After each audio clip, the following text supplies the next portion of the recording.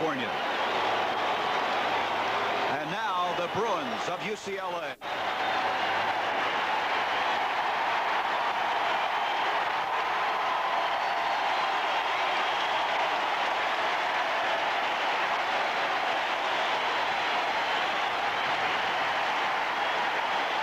Two close wins this year for the Bruins.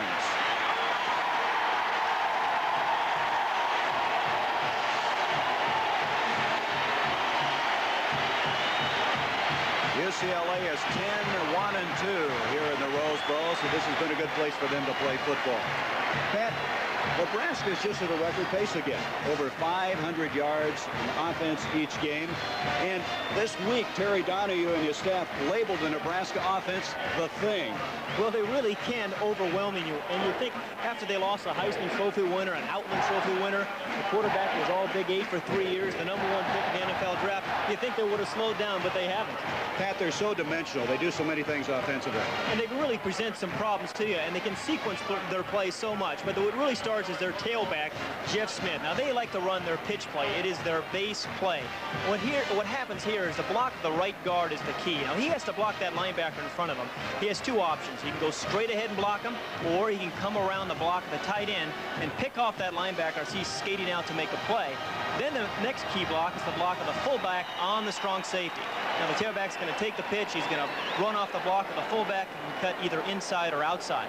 What makes Nebraska difficult is the way they sequence plays. After they've run this at you a few times, then they use their fullback, Tom Rathman, to run the trap play. Now, they run trap plays as well as any team in America. Now, this man, Tom Rathman's had off to a tremendous start.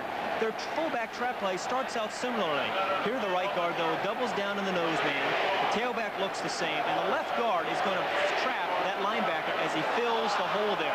It creates a big hole for the fullback as he takes the ball, and really, before he can bat an eyelash, he is into the secondary. They really do have so many dimensions. This will be the sixth meeting between these two. UCLA leads the series 3-2, but Nebraska has won the last two. We'll be back with the opening kickoff here from the Rose Bowl.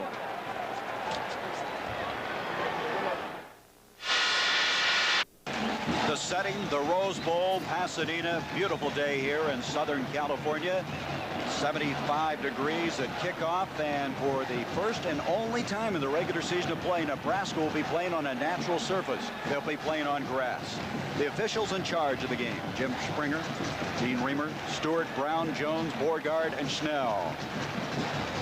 And the man who is charged with taking over for the injured Steve Bono is Matt Stevens. He's thrown one pass this year. He did play in a mop-up situation against Illinois in the Rose Bowl. But Pat, imagine what's going through his mind. This is a tough time for him, but he say he's a very confident young man.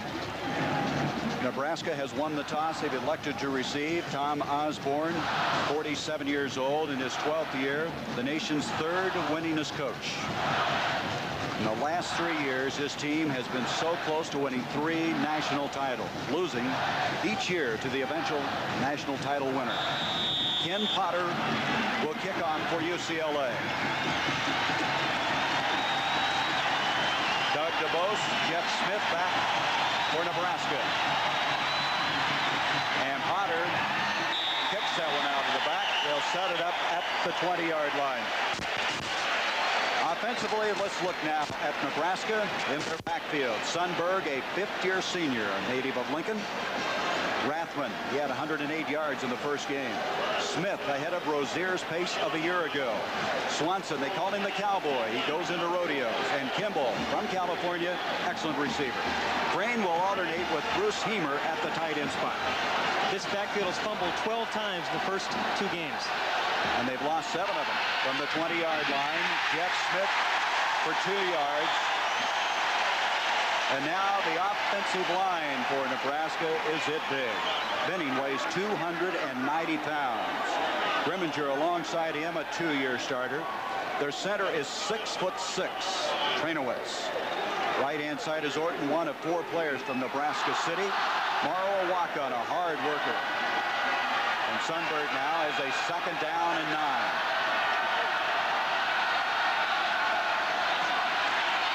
Smith across the 25 to the 26.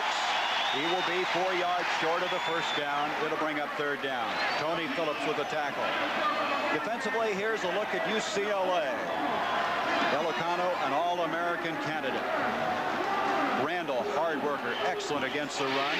Locke has been injured, but he's at full strength today. And Whalen has been their best down lineman up front. Phillips is not big. He's an ex-running back. On a third down, Sundberg on target. Scott Kimball, and that is a first down for Nebraska, a 10-yard pickup. Well, we told you how many different ways Nebraska can beat you. Remember, their first 2 plays were just power football. But here on 3rd and 3, when they needed a big completion, when they're backed up, they found a way to do that too. Scott Campbell, number 88, just ran a simple little square out route. Too big a cushion by the UCLA secondary on 3rd and 3. Last week, Sundberg hit 8 of 10 passes, hits his first here this afternoon. From the 37, Rathman, the fullback, he doesn't gain anything.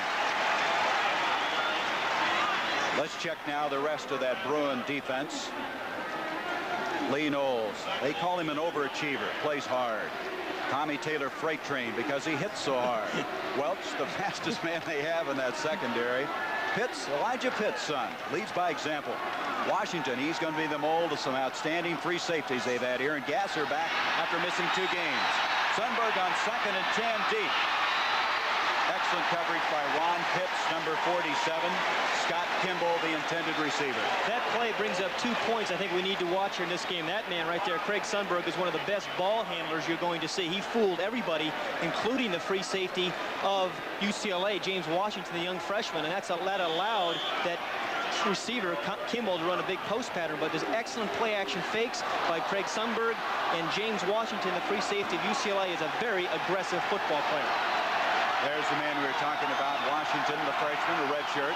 Here's Smith on a 3rd and 10, and he's very close to the first down.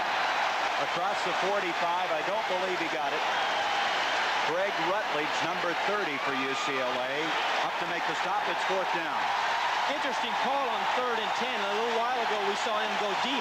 A draw play is a very good call if you're going to fool somebody. The line play here of UCLA, the key today is how much UCLA can penetrate. There was not much penetration there. There was a big hole. Everybody was expecting pass, and that's why Jeff Smith was rather around to gain maybe 9 yards, but not enough for the first. 4th down, a yard. Scott Livingston will punt the ball, and Ron Pitts goes back deep. Hit it high. Not exceptionally long. Let's see where they're going to mark it. They step out across the 25 to the 27. He's still walking. Now let's look offensively at UCLA. Matt Stevens, the guy who will get his first starting call, throws a very fast ball. We'll develop that later. Wiley had a strong first game of 91 yards. Andrews, super quick.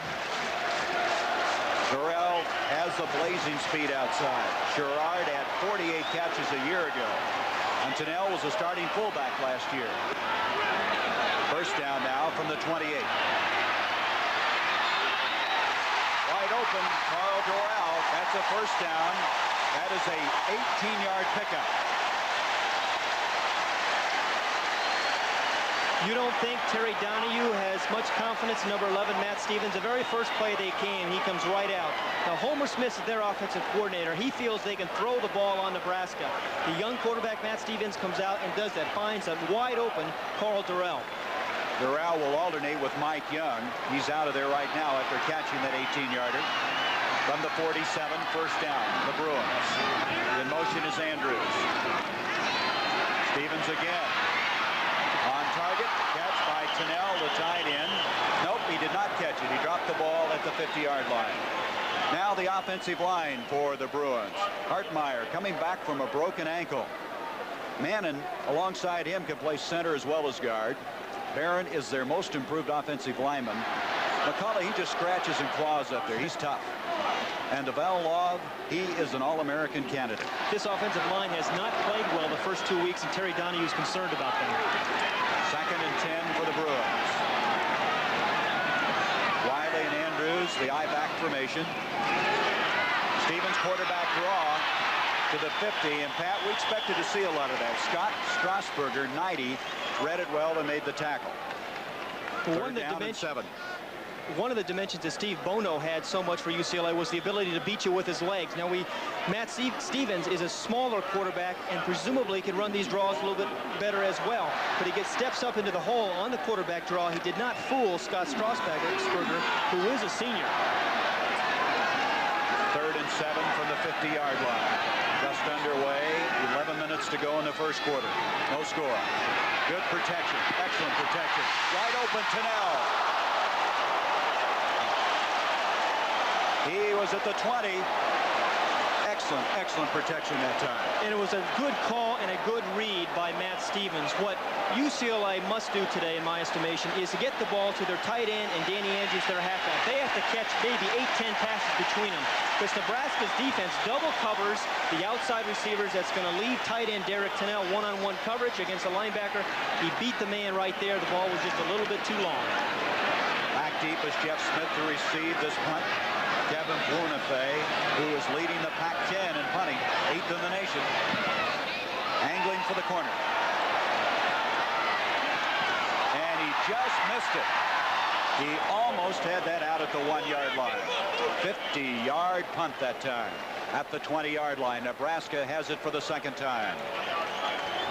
Score, 10:53 to go in the first quarter here at the Rose Bowl. Top-ranked Nebraska has the ball at the 20-yard line after that 50-yard punt. The key here defensively for UCLA is their defensive front to be able to penetrate, to throw the rhythm of that Nebraska offense off. Watch their guards, Nebraska's guards, as they pull. If they can shoot those gaps, they can disrupt the rhythm of Nebraska. Jeff Smith out to the 25. He has a first down. Pick up a 13 yards to the 33. James Washington, Herb Welch combine on the tackle. We talked about the dimensions. Here's another look at power of football by Nebraska. Jeff Smith, who's carrying the ball about 27 times a game, follows a nice block by his fullback Rathman. And you notice his eyes. You see his eyes. His head is up the whole time. He has very good eyes, very good vision, able to pick holes. Does not have the blazing speed. He's quicker than Rozier, but not as tough or maybe as strong. On the option, Sundberg to the short side of the field. Rathman this time, the fullback, received the pitch. Advances to the 39, a gain of 6 yards on the play. Delicano and Taylor made the stop. Rathman replaced Mark Shalene, and he just beats up on his teammates. They say he'll come up and bite you in the face. He knocks their shoulders down and had an excellent game, 108 yards, the first game of the year. He's in there with Smith. 2nd and 4. Looks like the blitz coming. Sundberg wide open is Scott Kimball, and Kimball with his second catch of the day out to the 50-yard line. 12-yard pickup. This is good vision by Craig Sundberg, the quarterback, number 15, right there in the middle of your screen. He saw the blitz. He called an audible, which is a good audible, a little quick out to Scott Kimball. Again, James Washington, right there, number 3, is defending along with Ron Pitts, but they're playing too loosely. If they're going to blitz like that, you know Nebraska is going to throw short routes. Your coverage has to be a little bit tighter. This time Smith on a first down to the 46. That in the early going, the trend may be a little bit surprising. Nebraska throwing as much as they are. Matt Stevens, inexperienced, came out throwing. Well, from Nebraska's standpoint, Tom Osborne is not afraid of throwing the football, although, as he told us last night, when they've thrown the ball 30 times a game, those are the games they've lost. Sundberg waited a long time to be the quarterback. Backed up Turner Gill. Nate Mason. This year it's his job. Get to Smith. Over there was Welch. Also David Randall, 64. Let's go to New York now for an update. Here's Pat O'Brien. 20-all between the hedges there in Athens, Georgia. Tough place to play. Yes, it is. 3rd down. 5 to go for Nebraska. Sundberg keeps it. And Shane Swanson caught it, I believe, at the 40-yard line. That's very close to the first down. They may have to measure. The interesting thing, though, Gary, is the UCLA defense has put Nebraska in situations they have not been the first 2 games. Here you see the catch here by Shane Swanson, but they've been, in the last 2 drives, 3rd and 4, 3rd and 5 situations. Now, remember, Nebraska averages 7 yards on first down. You can see the measurement there. He did make the first down. But this is what UCLA wants to do. It wants to put Nebraska in situations they're not comfortable with, and that is 3rd and 5. So the first down at the 40-yard line. Tom Osborne's team known to be a running team, and here in the early going, Sundberg has been doing most of the damage. Swanson, along with Kimball, split to the bottom. Scott Porter, the new fullback. Here's Smith. He'll go for 6 yards inside the 35-yard line. Coming into this game, Pat, Nebraska was averaging 7 yards on first down.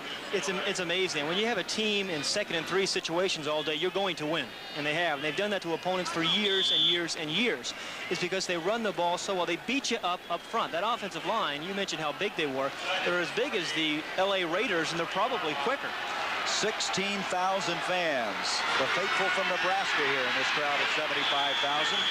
Jeff Smith on a 2nd down, close to another first down.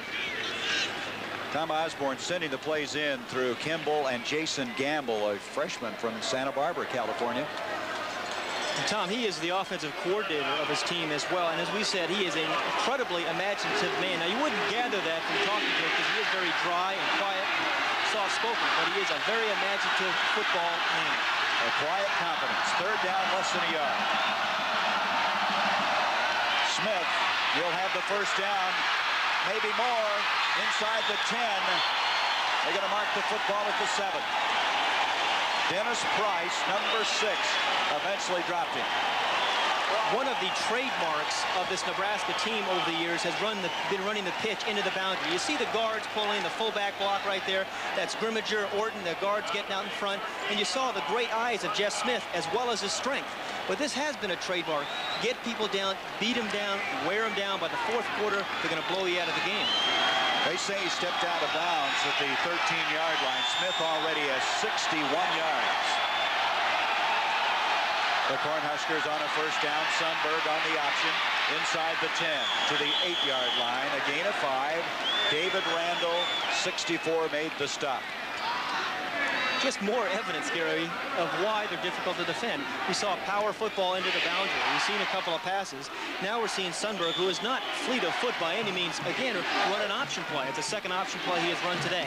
And to defend against the option, you have to be so disciplined. It's different than defending against a power game. This drive started at the 20. This is the 11th play of the drive. From the 8, Smith. And Smith is in for the touchdown.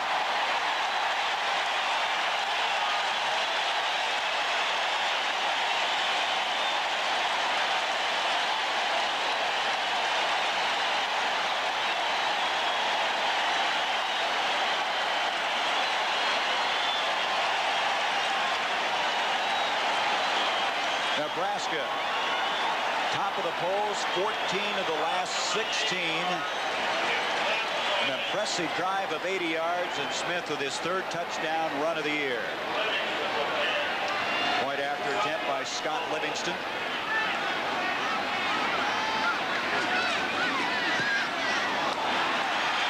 And the kick is not good. It's wide right. Now watch the block at their center. Mark Trainer with number 57 right there in the middle of your screen. And the fullback, 26, Rathman. And you see the right guard, Harry Grimminger, 58. They're all making outstanding blocks. Now watch the way they are pushing that whole UCLA front 5, 6 yards back.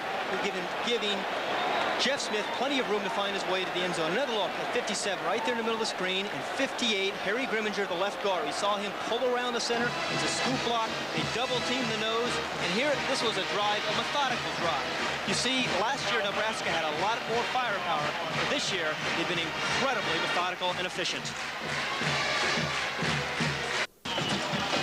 There was a drive, and that is the first time that Nebraska scored in the first quarter. They've been slow starting. They've been a little self-destructive fumbling the football, but not today. I think they will score in the first quarter sometime again this year. I think you're right. Here's Livingston, who missed the point after. Back is Carl Durrell. And Durrell will make it out to the 18-yard line. Well, you haven't met the Nebraska defense. Let's take that opportunity right now to do that. Bill Weber, very good against the run. 3 seniors up front, but this guy's a sophomore. Spockman, Graber, the nose guard. He plays full tilt all the time. Stuckey, like he's coming out of a cannon when he plays, and Strasburger's their best pass rusher up front. Line of scrimmage to 19. 6-0 Nebraska. 6:49 to go in this first quarter. Danny Andrews. And Andrews makes it to the 20, and that's all, a gain of 1. Secondary for Nebraska, they do some unusual things, and the linebackers help that come about. Mark Dahm, he sets the defensive tempo. Mumford, just a sophomore, they think greatness is ahead of him. Burke, the big play performer at cornerback. Harris, remember the Oklahoma game last year? 2 big deflections. McCashin likes to blitz. And this guy, Brett Clark, is an all Big 8 performer. Second down. 9 yards from the 20. Stevens, and that is Bill Weber, 87, that almost took his head off. It looked almost like a face mask, Gary, by Bill Weber on Matt Stevens. And this was also an audible by Matt Stevens. He put his hand on his helmet, telling his receiver something. Pretty good protection early on. Stevens tries to step up into the pocket, but Bill Weber comes right off the corner. Again, you see the concern that Terry Donahue has about this offensive line. Bono was rushed in his first 2 football games, and we've seen Matt Stevens get sacked here today. Well, that puts him in a long situation of 3rd and 17. From the shotgun, Stevens. Intended for Sherrard. And we have a penalty flag at the 25-yard line. Sherrard, the intended receiver. He has 7 catches coming into today. Brad Smith dropping off, defending on that play from the defensive end spot.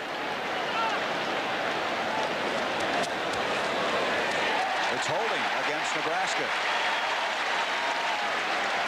So that will get UCLA out of a real jam. They would have had 4th down coming up.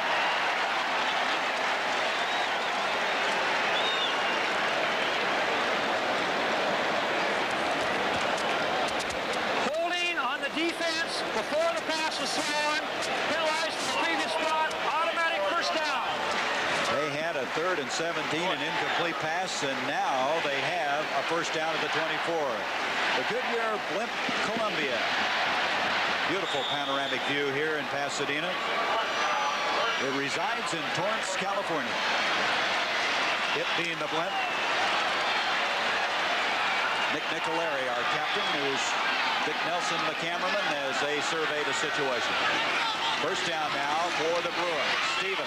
Danny Andrews couldn't catch it. We have an update from the Big Ten. Let's go to college football report and Pat O'Brien. Iowa losing to Penn State. That'd be something to get off to an 0-2 start. Second down from the 24. Brian Wiley in the backfield. Nice catch. Mike Sherrard caught it at the 35. An 11-yard pickup on the play, first down. What a contrast in the styles between these 2 offenses. At the bottom of the screen, number 82, Mark Sherrard. You see he's wide open. Another audible by Matt Stevens. There is nobody covering him, and Matt Stevens did the right thing. He called a quick little audible, dumped the ball out there for Sherrard. I've been impressed with Stevens so far, Gary. He's throwing the ball pretty well. He's made a couple of nice audibles. Sherrard, of course, one of those celebrated walk-ons. As Homer Smith put it, he says he walked on to glory. Came in as a 155-pounder. James Primus in the backfield now. He's been hurt. Matt Stevens. Durrell, the intended receiver. Dave Burke and Brett Clark back defending for Nebraska. And not a bad read again by Matt Stevens. Now number 10, Brett Clark, is the free safety. He should be very, very deep, but Matt Stevens read that coverage, and we said they played some unconventional coverages where Brett Clark actually squeezes up and plays almost like a linebacker, and he tried to get the ball deep to Durrell. Not a bad read by Stevens. Durrell again leaves the game. Mike Young comes in. They are very equal at that flanker position. Second down, 10. Tunnell goes in motion. Good protection again, and then, as I said that, he gets dumped and hit hard. And I mean, really belted by Bill Weber. Weber's hit him a couple of times. About took his head off one time. Stevens looked like he has hurt his shoulder a little bit, as well as number 67, Duval Love. Love is down. This is the All-American candidate. He's the leader up front. Matt Stevens is also hurt, Gary. He had the time, Pat, and then all of a sudden Weber appeared from nowhere and belted him. Well, it's the second time in a row Weber has, or second time this first quarter Weber has done that. So while they look over Love, we're going to take a break here from the road. Well, Stevens is going to be able to continue. He tested the arm during the break. Val Love had to leave, though, and Robert Cox has replaced him at tackle. 3rd down 10 for UCLA at the 5:10 mark of the first quarter. Stevens going up top. Young is there, and he's out of bounds. Dave Burke, 33, defending on the play. And so UCLA will have to punt the ball. But again, you're impressed with Stevens because he finds the one-on-one coverage. They were doubling the other receivers. And you see Mike Young is one-on-one with 33, Dave Burke. He threw it over his outside shoulder, but he couldn't just keep one foot in. Here's another look at Mike Young, number 18. Remember, in college football, it just needs to have one foot in possession. Makes a nice, actually a beautiful catch. But the official was right there and called him out of bounds. Boonafay will punt for UCLA. Swanson and Jeff Smith back. The left-footed kick high in the air. Swanson at the 15 and dropped at the 22-yard line. That was James Washington down to make the tackle after a 50-yard punt. We've seen something interesting here in this first quarter, Gary. UCLA has come up with 3rd and long 2 or 3 times. We saw 3rd and 17 there. They were 3rd and 10.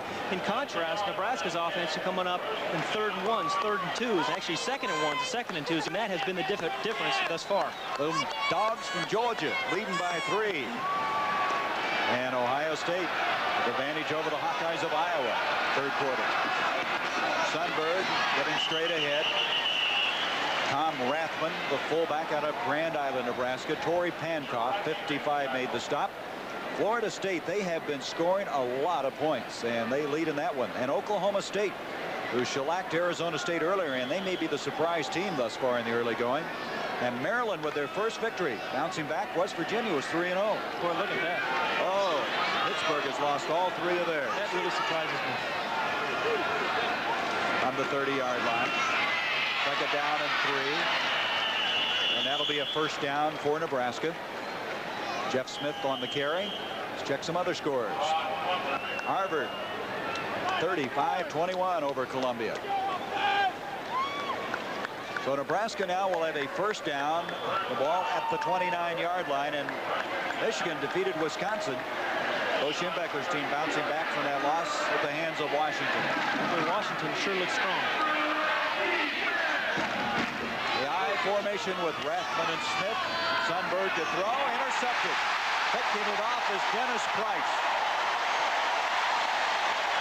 Price, a redshirt freshman with remarkable ability, and that's a big turnaround for UCLA. Well, Sundberg had somebody open. You see the play action fake. It draws the linebackers up, but he just overthrew number 84, Brian Heemer there, and there is number 6, Dennis Price, to make the interception. But Sundberg did have open. It looked like he just kind of hurried his throw and dumped the ball right there to the strong safety. Did not even see him.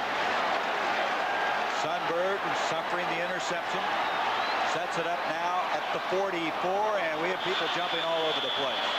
Barron, the center, fired out, and all of a sudden, Shed 99 hit him. Sundberg with his 3rd interception of the year. There's Shed 99. He backs up Graber at that nose guard spot. You want to play in the trenches? No, thank you. I'll play quarterback, thank you. Watch what happens, though, when you make a mistake. You don't know much sure what to do. Now what do you do? Okay. Shed looked like he was in one of those hamburger drills where you hit everybody coming your way. There's no call on that play. So it's 2nd down and 10. That was a play, but there was no penalty. We're on both teams. Stevens in trouble. Oh. Good pressure put on by Danny Noonan, number 95, a sophomore out of Lincoln. You know, it's interesting. Coming into this year, Terry Donahue thought his offensive line was going to be one of the strengths of his team. Really, it's the same offensive line that returned from last year's Rose Bowl game. They were so impressive against Illinois, but they've been disappointing this whole season, and today you're seeing more evidence of it. That is one reason they were picked so high. One magazine picked them number 1 of the nation, was that veteran line. 3rd down now, 16. From the shotgun. Intercepted and dropped. Strasburger all the way back from that defensive end spot almost had it. It's amazing coverage by Scott Strasburg. Remember, he's a defensive end. He's 205 pounds, which is actually light, but he is double covering Mike Sherrard, the wide receiver, right there. You see he's going to come right underneath him. He read the out pattern as well as you're going to see someone read it. Beautiful defensive read by Strasburg. Well, he's a brilliant student. He had a chance to go to Dartmouth, and this summer was in the radiology department at the University of Pennsylvania. Very bright young man, and he diagnosed that one well. Bonifay hit that one off the side of his foot. But he gets a bounce, and let's see. It'll be at the 12-yard line. At the 12, 38-yard punt. Nebraska with a 6-0 lead. From the 13-yard line, and that's a startling statistic. It's incredible to me, and that shows you the kind of difference between the two attacks. You see, as you watch Tom Rathman run over his left guard, but the difference here has been the power football of Nebraska. Now they'll be able to pound that football right at you, come up with those 3rd and 3, 3rd and 4 situations, which by the way, they have converted. UCLA, on the other hand, has been in 3rd and 11. It's a passing team. Well, there was 6 yards there by Rathman. Nothing fancy about it. Straight at you to the 19-yard line. 2nd down and 4. 2.5 minutes left in the first quarter. 6-0. Nebraska scored, but then they missed the point after. Sundberg, and didn't fool anybody, and in particular Ron Butler, number 86, who was sidelined most of last year with a bad back. Butler, the veteran out of Greenville, South Carolina. Penn State, after beating Iowa last week. Northwestern leading Indiana. Bill Mallory, his first year at Indiana. Alabama, after losing 2, is winning. And Ohio State, Mike Tomczak is back for the Buckeyes. And playing well. 3rd down. And intended near side, and you saw an excellent reaction that time. That was Tony Phillips, 49, an ex-running back who got over there. He's not big. He only weighs about 205 pounds, but he can move. And you saw good evidence of it there. This is the first time, really, the UCLA defense has come up with a play and forced Nebraska to punt the football. Livingston, you saw the last one. He shanked it, a 25-yard attempt. Pitts goes back now for UCLA. Flag on the play. It's blocked. It's blocked. Scrambling inside the 5, Kurt Alexander, number 14. But let's check the flags. There were 2 flags the minute the ball was snapped. It's UCLA's ball.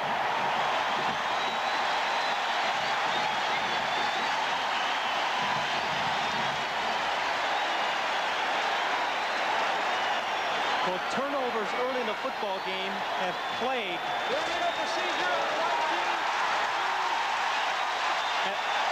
The turnovers early in the game have plagued Nebraska. Here's one more. Alexander comes right off the corner. Jet is just speed and determination. Really, he cannot be accounted for. He is not blocked. If you want it badly enough, you're going to get it. And Alexander very much wants to. Right off the corner, tremendous speed. UCLA has the athletes. He is a brother, Kermit Alexander, who's an outstanding running back for UCLA with that block punt. Here's Stevens. He fumbles, and I believe Nebraska has it back, and they do. Jim Scow, number 96, putting the pressure on Stevens, and they turn it back over. Well, he's played very, very little, as we know, but he had 1 fumble last week, and he vowed he would never fumble again. Now, remember, he's a young quarterback. He's excited. He is very competitive, but he's got to tuck the ball away when he's have people around him. You see, he still has the ball out in his left hand away from his body. The ball comes loose, and Strasburger's there to make the play. But it was Scow who separated the ball, and as you mentioned, Strasburger's made a couple of big defensive plays that came up with it. Line of scrimmage, the 8th. First down, Nebraska. Jeff Smith. And Smith will move it out to the 13-yard line. So twice now, Pat, UCLA has not capitalized. They had an interception by Price, a block punt, and neither time were they able to do anything with it. Well, again, not only have they had trouble defensively this year, their offense has been sputtering. They've only had 1 real good offensive drive in their first 2 football games. Their defenses, and John Lee, their kicker, has really let them allow to be 2-0. Already over 100 yards in the game rushing for Nebraska. They're going to add some more. Still on his feet is Rathman, Rathman has the first down just short of the 25. James Washington and Craig Rutledge make the tackle. An 11-yard gain. And there was the fullback trap that we talked about at the very top of the show, Gary. Tom Rathman following the blocks of his guard, Harry Grimminger. You see Grimminger, the left guard, come out and just kick out of the linebacker. Everybody else is looking for the pitch, which they've been running out them time after time. The linebackers ran outside, and boom, they get the ball to fullback.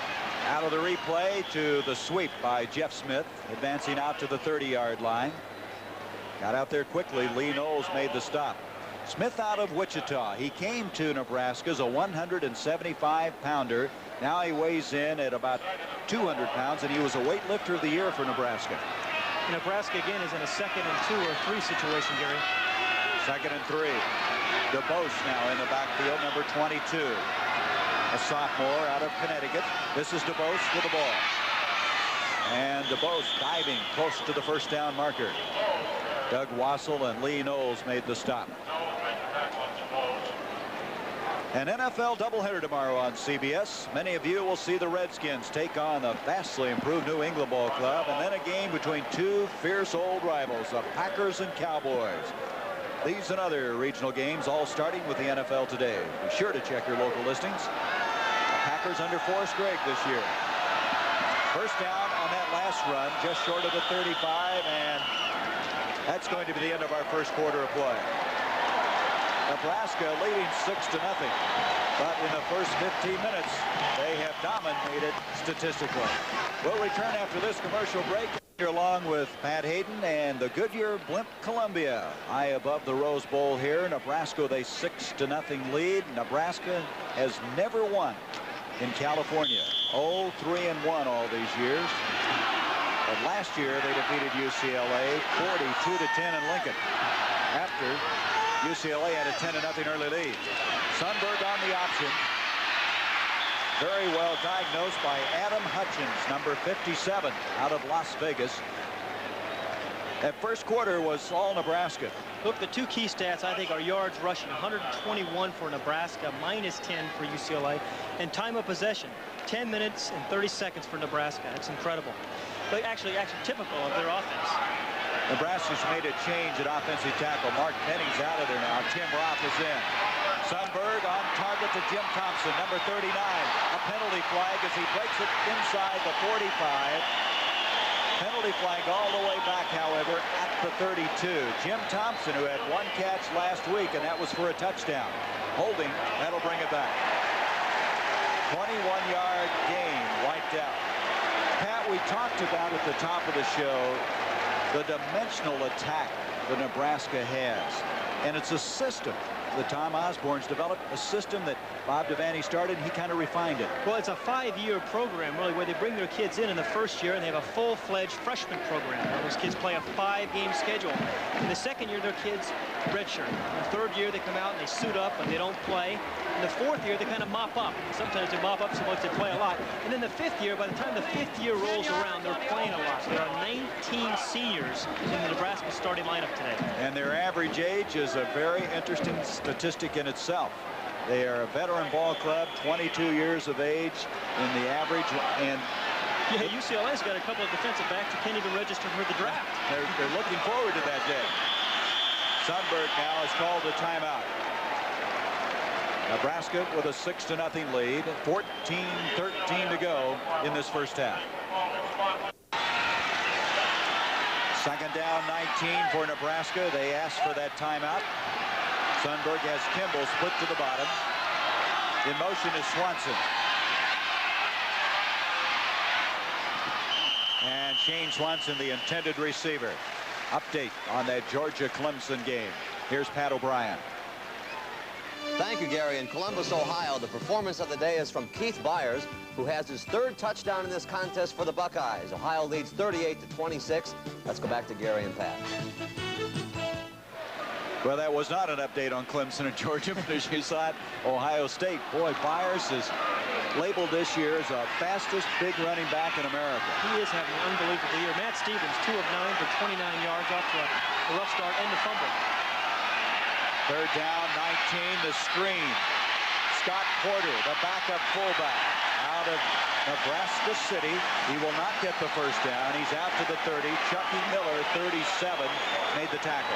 This play didn't get much, but watch some of the blocking in the middle of your screen. Trainerwitz, number 57. You see 58, Harry Grimminger right there. This is why Nebraska has been so successful over the years. These offensive linemen get in that program for 5 years, and by the 5th year, they don't make many mistakes. Here's another look at the screenplay. Couple of big blocks there. And Chucky Miller, 37, out of Long Beach, over to make the tackle. Livingston to punt the ball. And Pitts is back. A short punt. And UCLA almost hit it, did they? One of the men was on the field, and they did, and Nebraska has it. What happened was one of the men down on the field will try to locate him, could not get out of the way of the ball. It hit him. As an end result, Nebraska recovered it. Frayne, number 80, was the man who came up with the ball.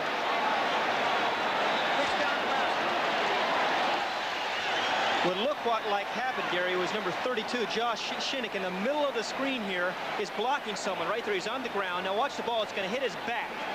Right there, and there are some Nebraska players to make the recovery. That's who it was, Josh Shinnick, whose dad, Don, of course, outstanding player for Baltimore so many years in the National Football League. At the 29. Smith to the 25. 6-yard pickup on the play. Pitts on the stop. Back to New York. Here's Pat. All right, Pat, thanks for keeping us posted on those games in the eastern part of the country, the southeast. Now at the 23-yard line, 2nd down and 4 for Nebraska. Trying to capitalize on that mistake. This is Rathman. Rathman inside the 20 to the 19-yard line. Let's see if he got the first down. They're going to have to measure, I believe. One more time, though, it was a 2nd and short situation for Nebraska. Chris Block made the stop. And they are just short. It's going to be 3rd down. 3rd down, less than a yard.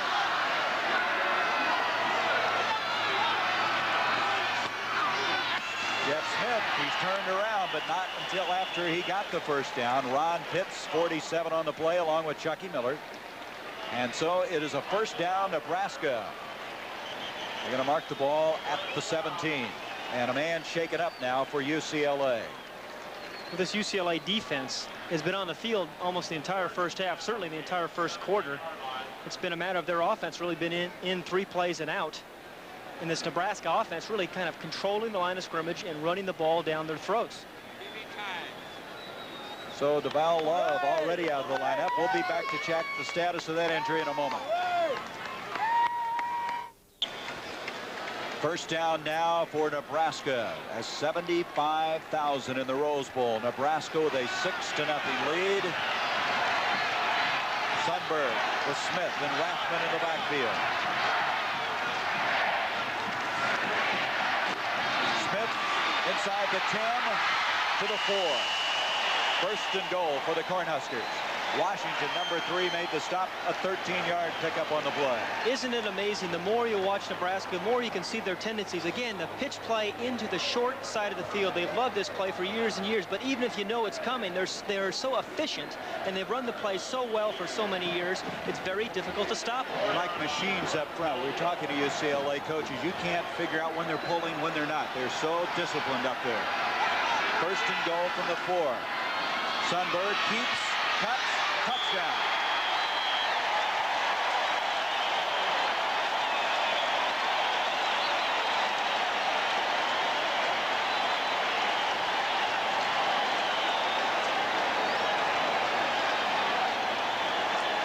A lot's been said about how tough it is to replace Turner Gill, but Sundberg has done a very creditable job. He is incredibly efficient, and they've won with quarterbacks like Sundberg in the past. Think of Jeff Quinn and Tom Sorley.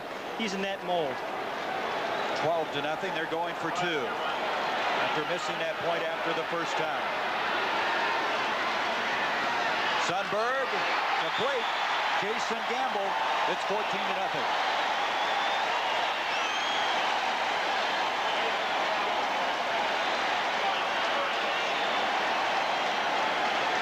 We're going to take a look at the touchdown first of Craig Sundberg, number 15, on the option play. Now remember, on the plays before, they had pounded the football at them. They had run Jeff Smith off tackle and wide on the pitch play into the short side of the field.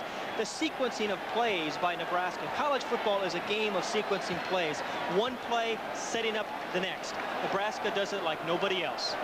They capitalize on that mistake, and they now lead it by 14 points. 14, UCLA nothing. Sundberg doing a very excellent job of running this team. He is married. We talked about him last night. Quite a few married team players on this Nebraska unit. Kicked off for Doral.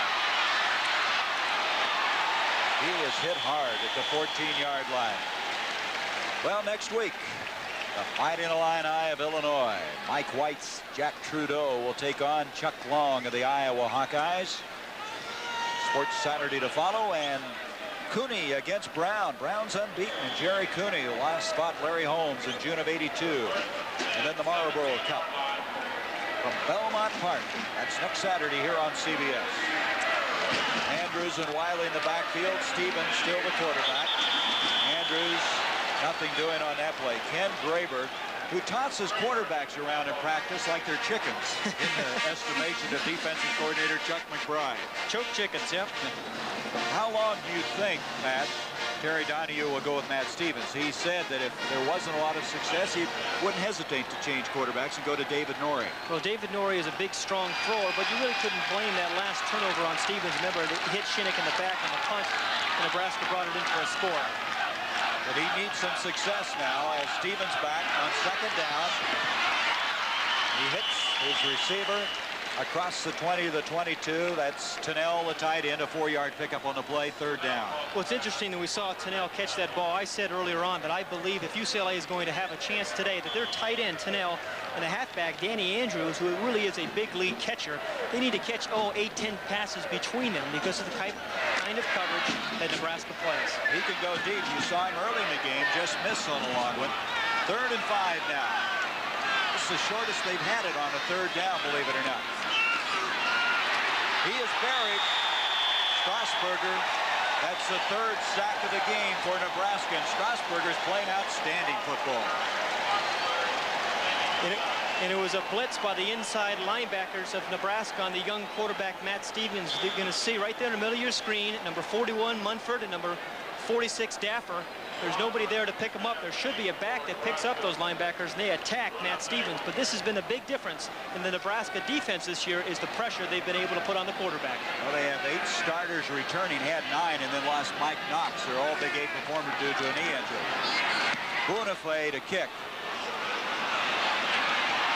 Jeff Smith to the 45, to the 35, he may go to the 20, 15 to the 10. The 5th leading punt returner in the nation. Just took that one all the way to the 10-yard line. A 45-yard return. Ron Butler finally got it. I'll tell you what, Nebraska can beat you in so many different ways, and now here's one other way on special teams. And Jeff Smith, he is determined. I'm surprised at how many tackles he is breaking. Now, he doesn't have the breakaway speed that maybe Rozier has, but somehow he's breaking an awful lot of tackles, both on punt returns and on off-tackle plays. So Jeff Smith sets the ball up at the 9-yard line. He waited patiently for Mike Rozier to head on to the pros, now getting his opportunity. And that's the system that we were talking about. Fumble, DeBose. Doug DeBose, who came in there, fumbled, and UCLA has it.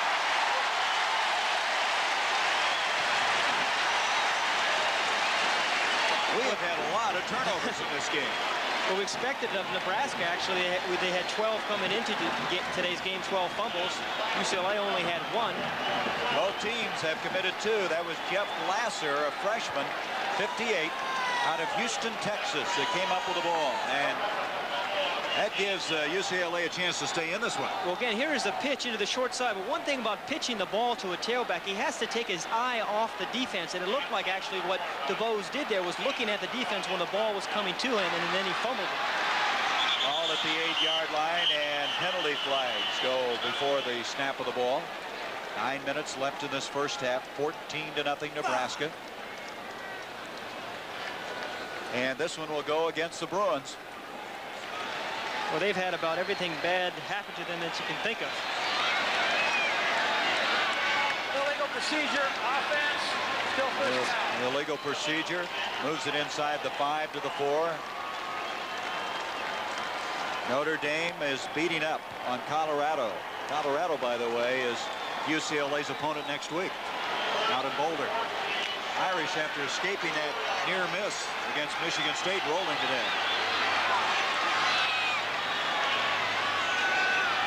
First down, 14. Stevens from the end zone. Somehow he gets it out. Al Wilson, number 88, a junior college transfer, made a 13-yard grab. And Pat, I don't think he even saw him. There were men up in his face when he threw the football. Well, it was a pretty gutsy call, too, by Terry Donahue, with a sophomore, has not played much for you. You're backed up in your own end zone and down 14 points, but he called it, and he got it done. Al Wilson from Matt Stevens. Good execution by Stevens. They're a yard short. They needed 14, and they got 13. Second down.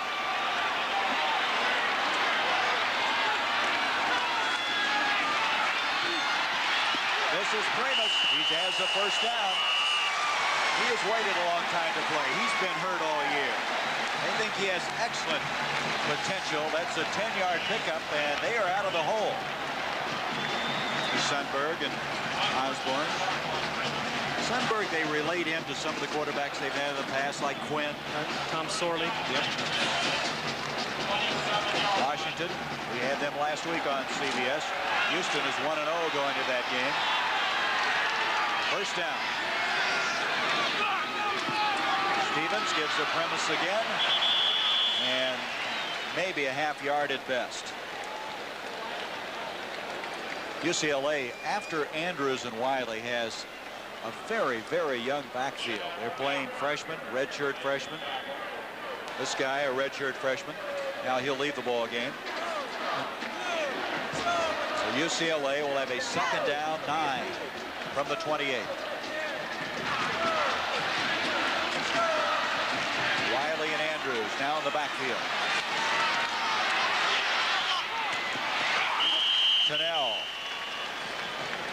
Tennell might be the best athlete on this team. As we mentioned, he was a fullback last year, moved to tight end. And the Chevrolet announcement here by Pat Hayden. Near the conclusion of today's CBS Sports College Football broadcast, Gary Bender and I will be selecting a Chevrolet Most Valuable Player of the Game from each of the teams. Chevrolet donates a $1,000 scholarship to the General Scholarship Fund of each school. Very well done, Mr. Hayden. Thank you, 31. Third down, 6.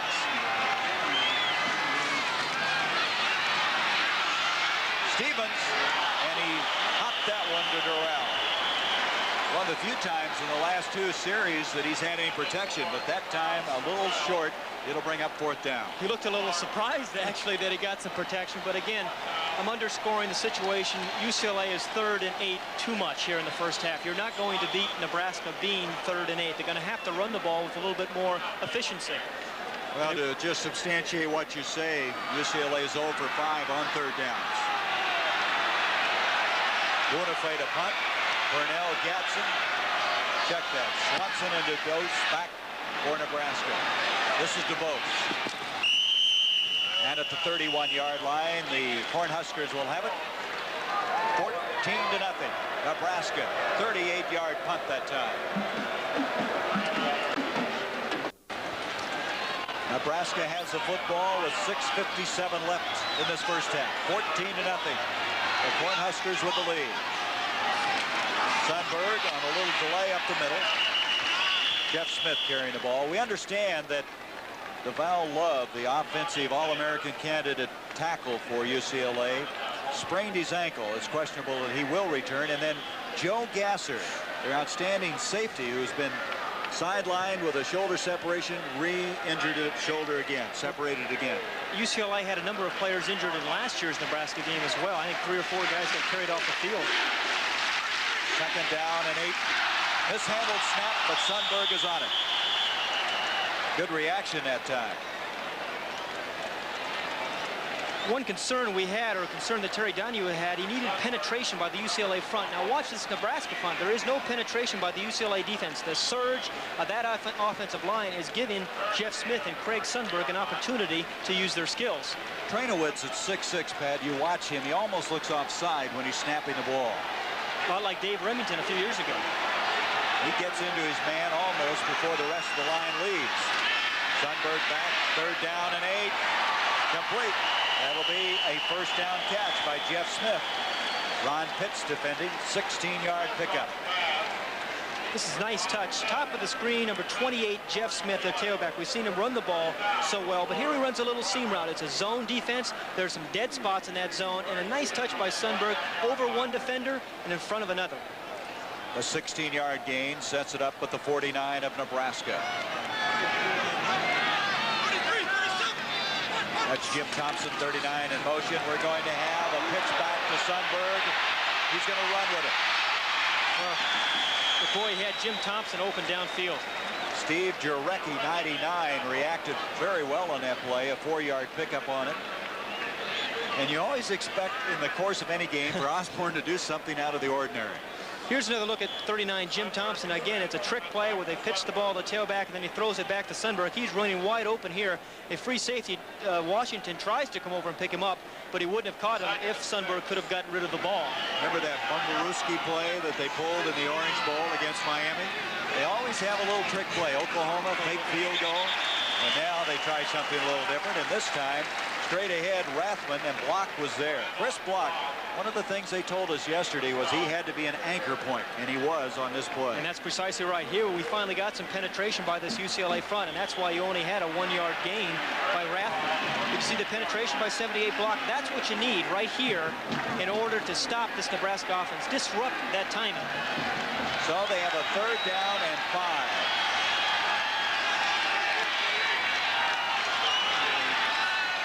With a blitz, Sundberg avoids it, and he completes the pass beautifully to Todd Frayne, the tight end.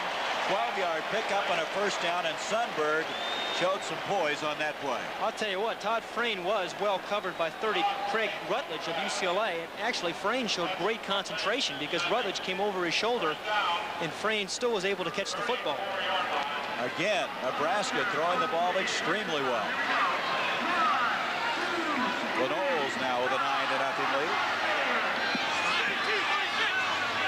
In motion, Thompson on the first down. Smith. That time, Neil Delicano, and we haven't called his name very often. The All-American candidate out of Baton Rouge, Louisiana, made the stop. He's been a big play performer for the Euclids. He sure has. He has 4 sacks this year. It's Tom Hayes, the defensive coordinator of UCLA, one of 2 defensive coordinators. He handles the secondary. He said we have to be sound.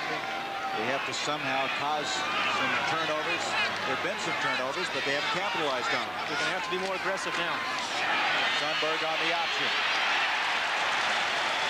Coming over, Tommy Taylor, the Chattanooga Choo-Choo man out of Chattanooga, Tennessee, and he probably runs as well as any of the linebackers they have. There's been some outstanding things predicted for him. Flashes of brilliance. And at the 32-yard line, there he is. He's got a nice little smile, doesn't he? Yes, he does. Tell you, these guys out west, they know how to smile, don't they? They're used to be in front of the cameras, you know? I know, I've been around you. 3rd down now, 8.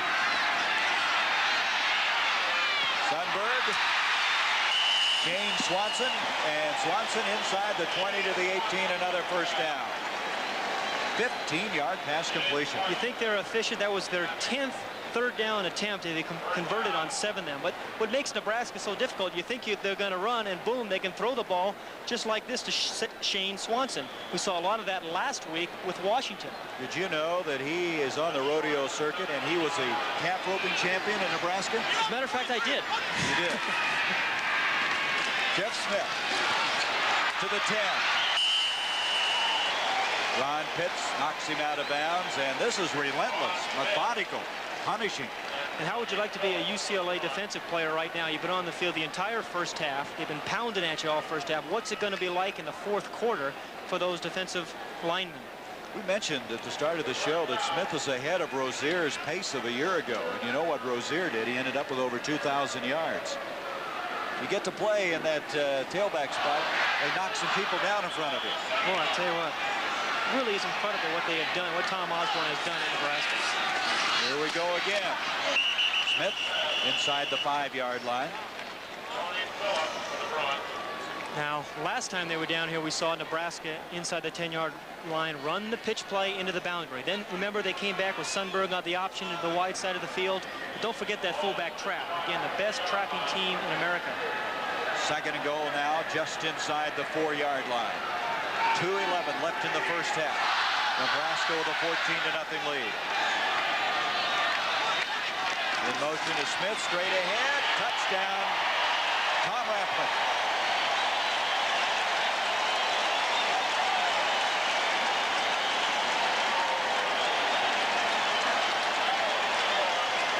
The sequence of plays by Nebraska. This was the fullback trap. You see all the action. A big hole, tremendous block by 58 Harry Grimminger, the left guard who trapped that linebacker. That was the play. Watch the left guard right there in the middle of your screen, number 58. Boom.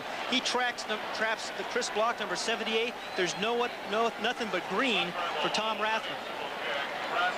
Livingston, who missed his first attempt on the point after, and then they went for 2 to get it back. Now to attempt his second. Sundberg to hold. And this time it's hooking left on him, but he kept it in there. 21-0. And you are fast beginning to realize why Nebraska is ranked #1 in the country. Nebraska 21-0. Nebraska after a 69-yard drive. Rathman from 4 yards out scoring.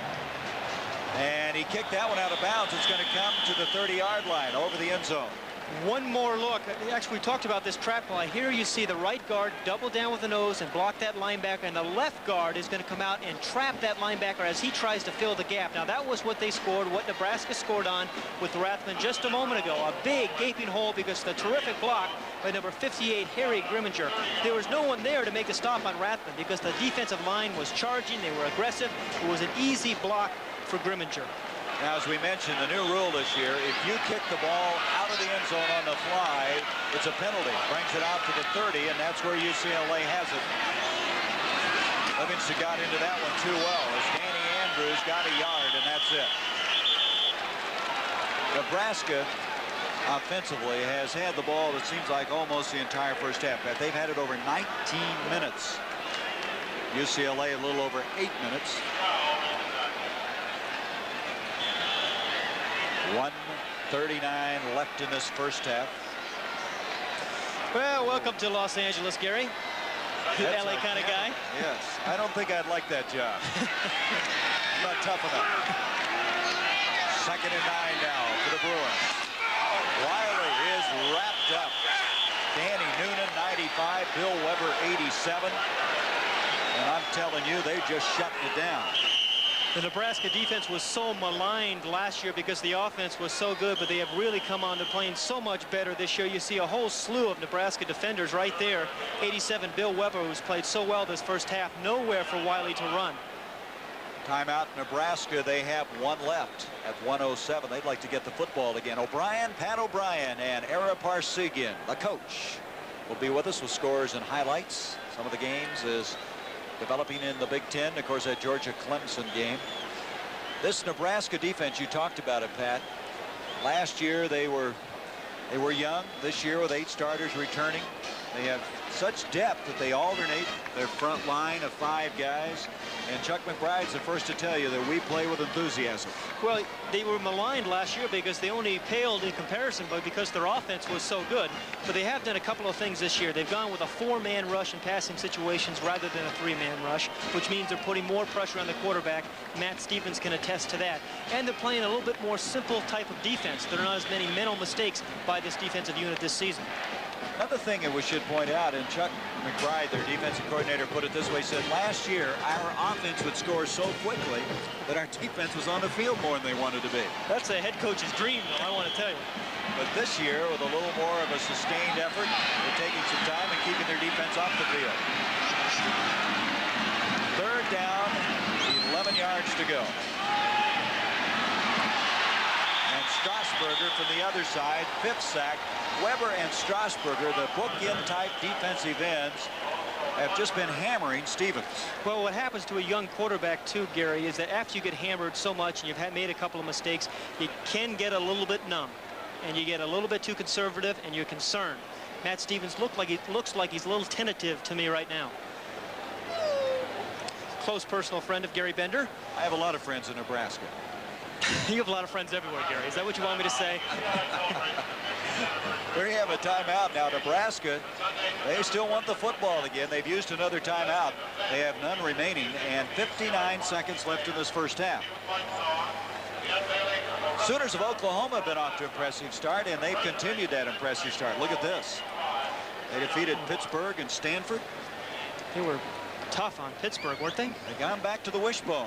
Yeah. Barry Switzer has gone back to something that he knows a lot about. It. That wishbone has really been tough. Stanford, after losing to Oklahoma, turned around and beat Illinois. So they've got a young quarterback up at Stanford, John Pay, who's going to be a very, very good one. Smith is back for the punt from Buenafe. Buenafe coming in here is averaging 46 yards.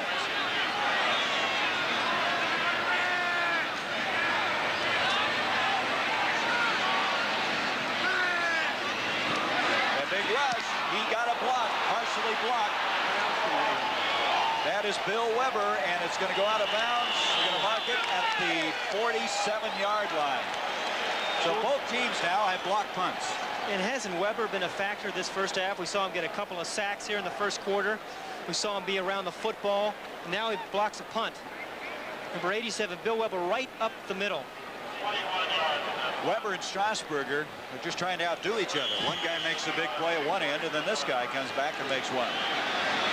Sundberg, Jennifer Gamble. Defending on the play was Herb Welch, number 2. Jason Gamble, a freshman who really is a second semester freshman. He came in and had spring practice in Santa Barbara. Let's take a look at number 2, Herb Welch. Now, there's some complaints here that there was pass interference. It looks like he bumped right through and pushed right through Jason Gamble. It looked like it was interference. The official was there and did not call it, however.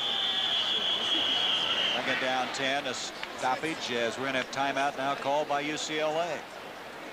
With 45 seconds left. They have 2 left in the first half. At halftime, Pat Era and also echoes from the past, Lindsey Nelson. By the way, Lindsey Nelson is going to be introduced and inducted into the New York Mets Baseball Hall of Fame. And he has a feature on the Rose Bowl. Kind of an interesting combination of players and coaches. And we really want to congratulate Lindsey for just a well-deserved honor among the many that he's had in his illustrious career. It's amazing how many people around the country remember Lindsey from the Met days. Everybody's always asking him about his jackets. Well, remember the Miracle Mets? He was doing the broadcast that year. Alabama, Crimson Tide 0-2 under Ray Perkins, but they're going to end that losing streak. So Nebraska with 45 seconds left in the first half. Second down 10 from the 47 of UCLA. They have a 21-0 lead. DeBose in the backfield with Rathman. 32-36. Thunberg runs in to the grasp, and that's the first sack. David Randall out of Dallas, a transfer from SMU. And a big sack by the UCLA defense may have taken Nebraska out of field goal range unless they can come up with something here in 26 seconds. Thunberg far side, and Welch over there was trying to align himself for the interception. Swanson, the intended receiver. There's a penalty flag at the 42-yard line.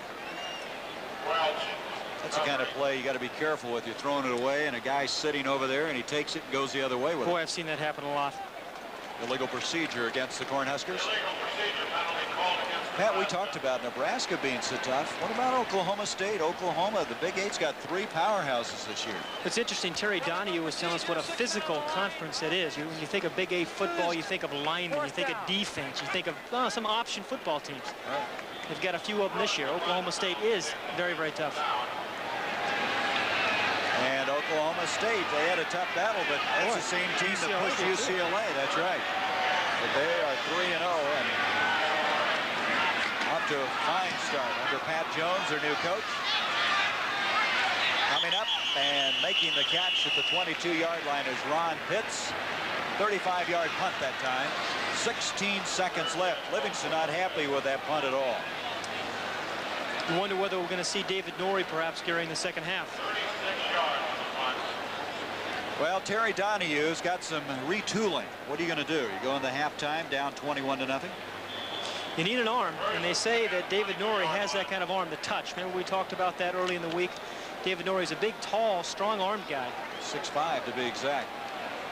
He was the #2 quarterback without a doubt coming into fall, but then Stevens kind of narrowed the distance down. Got the start today. Andrews out across the 30 to the 32. Daffer and McCashlin combine on the tackle.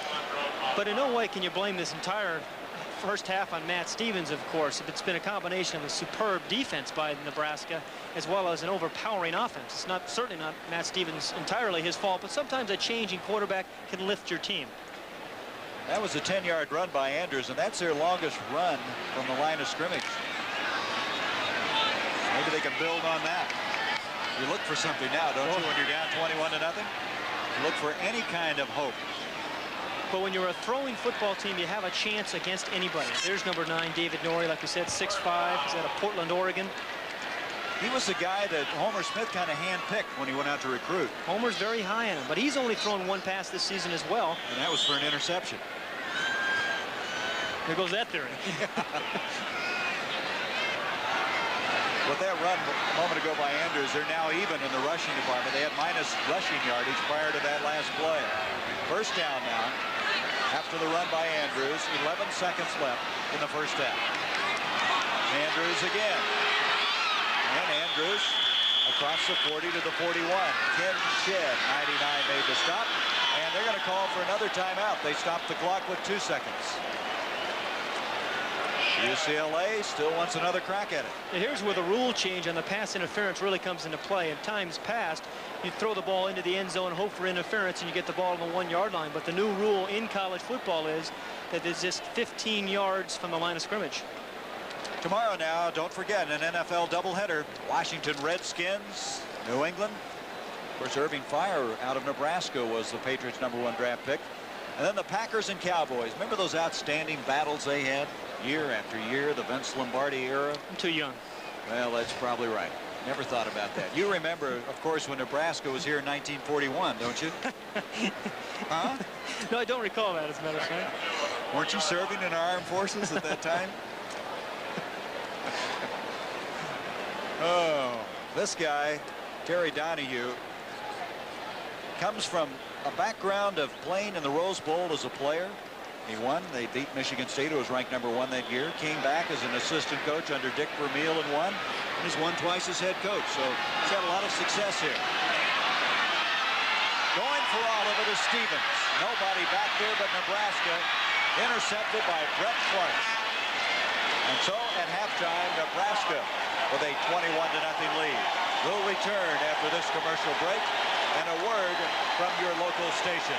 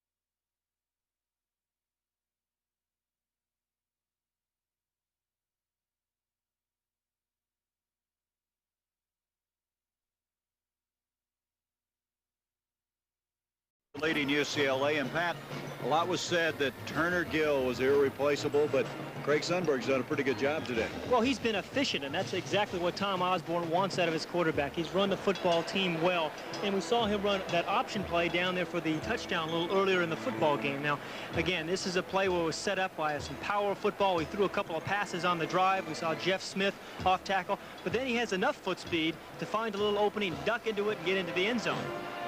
Matt Stevens, first starting call due to the injury to Steve Bono, and he's had a tough afternoon, but Nebraska's put tremendous pressure on him. Well, they have been in his face all day, which has really led to his statistics, and I think he is a little concerned. He looks a little bit numb right now. Remember when they had that mistake, that critical fumble? They had the ball down on the 6-yard line of Nebraska and couldn't convert. Here you see Matt Stevens dropping back. Remember, after the turnover of the blocked punt, Stevens dropped back to pass after his fake. Really, we started to scramble, which is okay, but you have to tuck the ball away. Now, we've also talked about perhaps Terry Donahue making a change. We talked about David Norrie perhaps coming in the second half. You know, at the start of the show, we talked about the IM hips, the Jarvis Red Wines, and Mike Rozier. Now you got to add Jeff Smith. What a job he did in the first half. He has been absolutely incredible. We saw him return a punt for a big, 45 yards on the punt return, as you can take a look at that right now. But what surprised me is how many tackles he is breaking. You see him here. We were told that he was a 5- and 6-yard runner, but here you're going to see him exhibit some pretty good speed and outrun some UCLA defenders, but he's hurt them with punt returns, running the football off tackle. He's caught a couple of key passes. He's really done a lot. Well, Donahue's got to retool his team. He's got to get something going. Perhaps David Norrie's the answer. He's going to have to find out in the second half. We'll be back with the second half of the CBS Sports presents college football, sponsored by Chevrolet. A panoramic view of Pat Hayden's neighborhood. I read this. Yeah. That's right. Nebraska 21, UCLA nothing. Livingston the kickoff. Sherrard is back deep along with Willie Anderson. It's going to be Anderson, a freshman redshirt. Gets it out to the 20-yard line, and I believe we're going to have a new quarterback. We saw David Norrie warming up, do you think? No, it looks like he sent in Matt Stevens. He was over there talking with Terry Donahue. He just sent the play in. There he is, so but Norrie was warming up. And look at here's this. the number of plays. This is an amazing statistic, Gary. Nebraska's won 50 to UCLA's 28. Now, most teams run 70 plays during the course of a football game, but Nebraska, over the last couple of years, has averaged around 95. And they're well on their way to that. They're halfway there now from the 20-yard line. Danny Andrews. Andrews ended the first half running successfully, this time out to the 22-yard line. Bill Weber, Mark Dahm combine on the stop for Nebraska. You know, one of the amazing things to me is Homer Smith kept telling us, he's the offensive coordinator at UCLA, what a good receiver that Danny Andrews was and what a big league catcher he was, but we have not seen him catch the ball here today. Well, he dropped one, remember? That's a right. little flare pass that got away from him, but he thinks he's a big league catcher. That was the first thing he pointed out. He catch the ball as well as any back they've had. Wiley and Andrews in the backfield. Second down, 9 yards to go. In motion, Young, Stevens scrambling out of there. Nice touch on the ball, and there's the man we were talking about, Andrews, to the 30-yard line. They're going to be a yard short of the first down. Mark Mumford, 41, over there to make the stop. Stevens that time using some of his mobility. He can run well. Got outside the rush, and he has a yard to go. Third down coming up. Stevens, by the way, out of high school, was rated the 4th top quarterback in the nation. So his credentials have been impressive. But today, he struggled. And UCLA on a third down, they're 0 of 6 thus far in the game. Fumble. Wiley, I think, got it back. He got it back, believe it or not. Brian Wiley has it, and it's a first down. I got it, you take it. Brian Wiley, again, as you mentioned, their first third and short all game. He busts through the line. The ball comes right out. Remember, he had broken his wrist last year. He still wears a lot of padding around his arms, but the ball fell on the ground. It bounced back up right to him. Brett Clark had his hand on his helmet. He could not believe he lost it. That's the biggest gain today for him, 15 yards. From the 45. James Premise carrying the ball. There's a penalty flag. So he just gets across the 45-yard line. And Mark Mumford there again on the stop. Well, UCLA has just not been able to do much on first down here, Gary. Going to be holding. And it looked like Mark Mannon, 56, the left side guard for UCLA.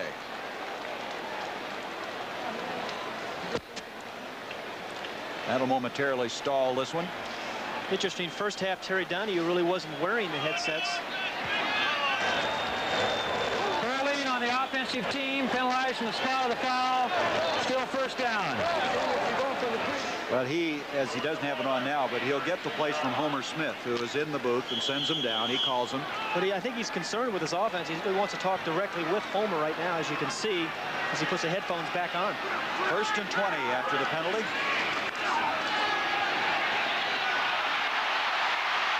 Spachman giving chase, and he got it. Chris Spachman, who did not play high school football until his senior year. He was an outstanding basketball player at Bishop Mayage in Kansas City, Kansas. That's the 6th sack by Nebraska. One of the very few underclassmen playing for Nebraska. Florida State, as we mentioned, scoring a lot of points. Can you believe they've shut out Bernie Kosar? I can't believe the schedule Miami has now. Goodness. Murder. It is murder. 2nd and 26. From the shotgun this time. And a whistle stopping everything. At the 12-16 mark, UCLA has called timeout. They trail by 21. When you're ahead 21-0, as Nebraska is, your defensive secondary can play a little bit more conservatively. Look at the defensive backs and linebackers of Nebraska, how deep they're playing. And Matt Stevens just is not going to have a chance to get the ball downfield, so then it even becomes more important to get the ball to his tight end and his halfback, Denny Andrews. And the point is, you can't get it all back at once anyway. That's precisely right. They have 2 downs here to pick up the first down. That timeout they used, it could come back to haunt them. Calling a timeout at the 12-16 mark of the 3rd quarter. You don't want to give them away that early. But they had some kind of a mix-up. 2nd down, 24. Stevens gets rid of it to Danny Andrews, and Andrews out to the 37-yard line, still considerably short of the first down. That's a 7-yard pickup. Munford again on the stop, and we have a man shaken up for Nebraska. That is Munford. Again, another thought about and look at the defensive secondary of Nebraska. Look how deep the defensive back. You just cannot get the ball downfield. Remember, it's 2nd and 26 now. There's nowhere to go, but he does dump the ball to his halfback, Danny Andrews, which is the right smart move by Matt Stevens, but a tremendous pressure again on Stevens. This is Mumford out of Littleton, Colorado, leading tackler coming into this game. And what they've actually ended up doing is starting Mumford because of the injury to Mike Knox. They're all Big 8 performer. Mumford, they think, has greatness ahead of him.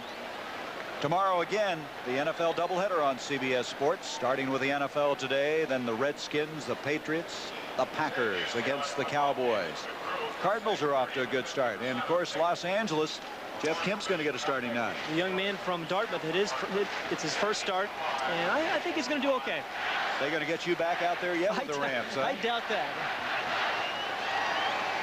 Well, this is quite a battle in the West, isn't it? California and Texas, along with Minnesota, and the Angels with a lead, and Minnesota ahead of Cleveland 4-1. No, that's a final, and here's Kansas City winning.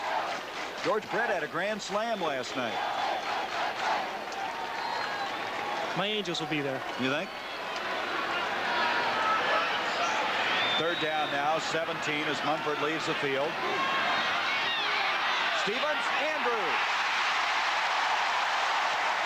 He waited for him to clear, and he completed it for 26 yards. Very well thrown. That's a good point, too, Gary. He did wait. The patience of Matt Stevens now. He's bouncing back from some adversity. He's got his team moving now, but he's waiting for his halfback, Danny Andrews. And we talked about the coverage of Nebraska. The way you're going to beat them is with your halfback and your tight end. Stevens read the coverage beautifully and got the ball to Andrews. That was the missing ingredient in that first half. Andrews catching the ball. This is Primus. Primus to the 35, maybe just inside it. UCLA now enjoying some success. They score in this drive, Pat, and there's a lot of time left. They're very much in this football game. Well, just remember that football, and I think particularly college football, is very much an emotional football game. UCLA is playing at home, but this crowd has not had an opportunity to cheer much today. A score now would really lift this football team. From the 34, second down, 5 for the Euclids. Oh, and Tunnell, the tight end, fired up. Remember earlier they were moving well, and they had a holding penalty. Now they have the move up on the offensive line. Mistakes really hurting. That was what, a field goal by Butler that won it for Georgia. A distance of 60 yards. That's incredible. Illegal procedure on the offense. Miami hasn't scored. Mike Tomczak had a big game today. Keith Byers as well. Penn State. Boy, scored some points. Houston. That's a surprise. Well, they're running out of that veer, and that's tough to defense. Oklahoma still leading 34-7. That is a final. Just a final, and as we mentioned, Oklahoma State sliding by San Diego State. I'm picking them as a sleeper of the year. Here is Stevens. Beautiful catch. That is Mike Young, who went airborne. All of a sudden, there's some life in this UCLA offense. An interesting call, too, by Terry Donahue. The first time he rolled Matt Stevens out. That is a first down. They had to wait. It was a first down catch, an 11-yard pickup. As you well know, one way of getting away from the rush of a defense is to roll your quarterback out, and that's what we saw Stevens do there to get away from the rush, give him a little bit more opportunity to find Mike Young. There's the play selection. Look at the runs by Nebraska, a little more evenly balanced by UCLA. Premise goes out of bounds at the 27. Well, Air Donahue has changed the complexion of UCLA the last couple of years. They threw the ball as well as anybody in the country with Tom Ramsey. Last year with Rick Neuheisel. Now some of the flashes of that starting to appear here in this third quarter. And give some credit to Homer Smith, their offensive coordinator, who came in here in 1980 and really made UCLA much more difficult to defend. There's another score update on the Washington. Yeah, Houston's lead now has been whittled down, and Washington's leading 10-7. Stevens. Complete to Byron Wiley to the 19-yard line. Dave Burke made the stop. 8, maybe 9 yards on the play. Going to be very close. And Pat, you see him stretching them a little bit now. They're making the defenders really cover a large area of the field. It's a very good point. In the first half, all we saw Matt Stevens do was drop back into the pocket. Now on 2 successive pass plays, he has rolled out to get away from the rush, put a little bit more pressure on the defensive ends of Nebraska, and there he dumped the ball off short to one of his backs again. That's Norm Anderson standing alongside Donahue on the sideline. Third down, less than a yard. The big fullback Wiley has the first down for UCLA.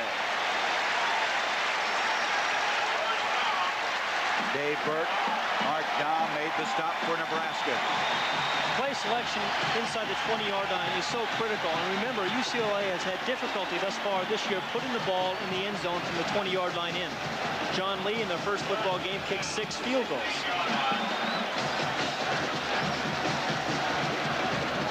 From the 16 is where it will be. First down. Paco Craig now in at a wide receiver position. Stevens giving up to Wiley. Wiley, the senior, out of Harbor City, California. Dom made the stop along with Chris Bachman. The biggest difference on this drive for UCLA has been their success on first down. There they ran the ball on first down. They picked up, probably 4 yards. In the first half, we saw them get very little on first down. They got 3 on this one, 2nd and 7. 12th play coming up. This is the longest sustained drive of the game for UCLA. Young, Sherrod split out. Mel Farr is now the fullback, the freshman. Stevens to Andrews. Andrews does not get to the 10. It's going to be 3rd down and still a good 5 yards to go. Spachman, Dom on the tackle again. In the first half, in this situation, Nebraska ran again that kind of defense where they double covered their outside receivers. We saw Matt Stevens try to get the ball to his tight end in the first half, and that's what he's going to need to do here on a 3rd and 5. Third down 5, 8:50 left in the third quarter. Young, Sherrod split out.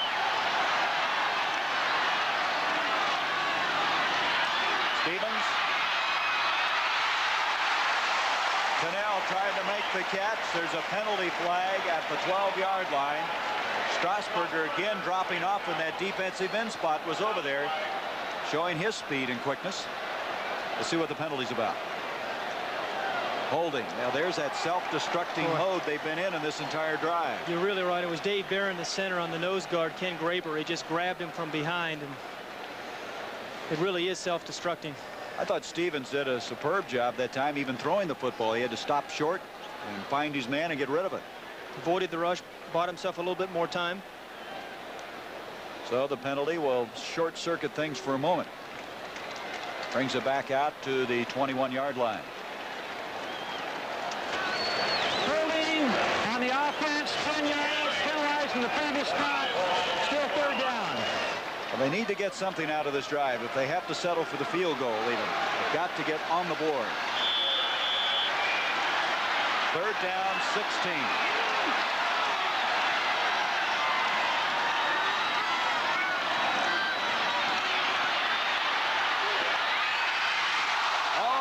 A penalty flag. Paco Craig, the intended receiver. Let's see if we can sort this one out.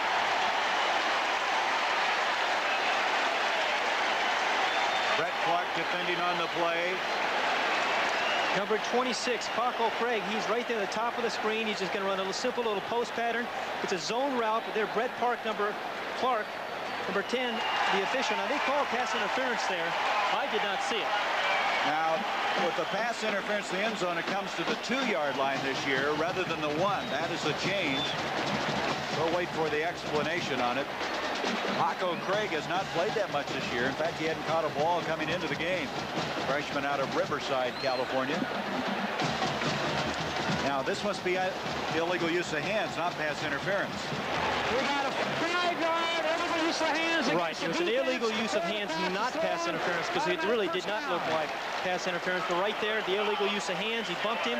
It's 5 yards and a first down. That's the big point. It is an automatic first down. Even though you're not at the 2, you do have a first down at the 16-yard line. Well, you didn't see it, and it wasn't there. It was illegal use of the hands instead. Stevens again. And out of bounds is Young, and he hit that concrete abutment hard. There's padding up above, but he landed below it, and he's shaken up.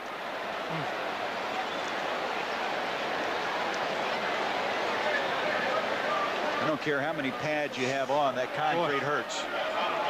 You know, they put a lot of this concrete in here to support, believe it or not, for earthquake prevention. Don't tell me that. I don't want to hear that. All the effort of Mike Young, number 18. This is the second time, actually, he's caught a ball and made a very tough catch and out of bounds, but good touch by Matt Stevens, the quarterback. The simple little fade route inside the 20s. Defending is number 11, Neil Harris. The ball's over his shoulder. He's concentrating. He's obviously out again, but whap. Actually, he missed the padding. If That's what I meant. Yeah, it's up above, but not below. Bad choice for a landing. Well, we have a delay in the action. We're going to take a break. Nebraska with a 21-0 lead. Being helped by his roommate, Steve Bono, who could not play today, and he's very, very groggy, but he's up and walking as he hit that abruptly. You know, the one thing, Pat, this does to you, it kind of hurts your momentum a little bit. You're going well and all this delay. Yeah, you're absolutely right, but let's take another look at Mike Young, number 18, as he tries with tremendous concentration. Look at his eyes. He is following that ball all the way, then whap right into the support there to the cement. I don't know why they don't have a pad a little bit lower. I bet they will next time. I guarantee you they will. Second down, 10. David Clinton, 19, is in at a wide receiver. He's only 5'7". Stevens rolling that way, being chased by Scow. Tough throw to make running that way for a right-hander. Boy, you are absolutely right. You could never get his shoulders turned upfield to deliver the ball. So it's third down. That's where they were earlier before that illegal use of the hands that kept their drive going. Tennell will now come into the lineup, tight end. Looking at Mike Young. as a senior, has really been a leader on this ball club, as you might expect. But more importantly, he and Bono were the roommates, and they really was his favorite target. 3rd and 10. Over the top. Gerard broken up at the last moment. That is Dennis Watkins, 27. Watkins out of Chicago. They use him as a 5th back, and he made a play. Right, it was nickel coverage by Nebraska. Dennis Watkins, another one of those walk-ons in the Nebraska program. It's Watkins versus Sherrard. Sherrard is 6'2", has got pretty good leaping ability, and that's all you're trying to do on this play. You throw the ball up, and you hope your receiver can out-jump him. But Watkins was equal to the task, saw the ball, and just knocked it away from Sherrard. So John Lee will attempt a 34-yard field goal. He is 9 of 9. He had 6 in the first game against San Diego State. Clinton to hold. And Lee's kick is on the way. It's good. From 34 yards away, the Bruins are on the scoreboard. They trail 21-3. UCLA has come back a little bit in this game with 3 points on that 63-yard drive. Stevens gaining some confidence, making that Nebraska secondary scramble a little bit.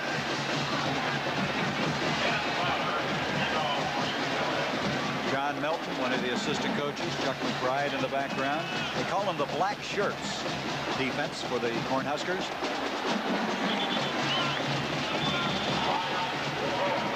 Potter will be kicking off for UCLA as DeVos and Miles are back deep for Nebraska. He's had trouble keeping his ball into play, and he got it in this time. It'll come back to the 20. Let's go to New York now. Let's join Pat O'Brien. Florida State, they do some exciting things. From the 20-yard line, Nebraska, Tom Rathman. In this half now, UCLA has had 15 snaps.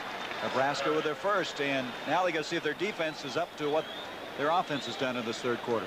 You know, Nebraska's offense really is momentum killers, too. The way they're so methodical. You know, here you think UCLA finally's got something going. They got some momentum. But who knows, Nebraska might be on the field till prime time tonight. That's an excellent at least until we get off the air anyway. 2nd down, 4. This is Paul Miles, a junior out of Princeton, New Jersey.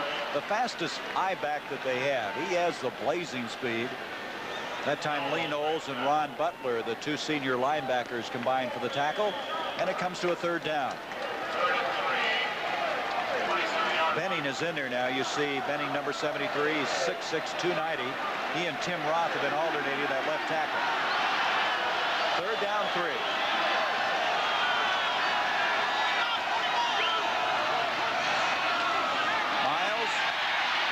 He's not going to get it.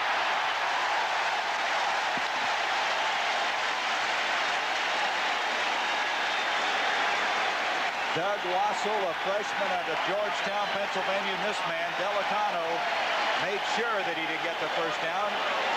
And there's a lot of time in this football game. 6:34 in the 3rd quarter. Livingston to punt the ball. Ron Pitts will go back for the Bruins. 21-3 Nebraska.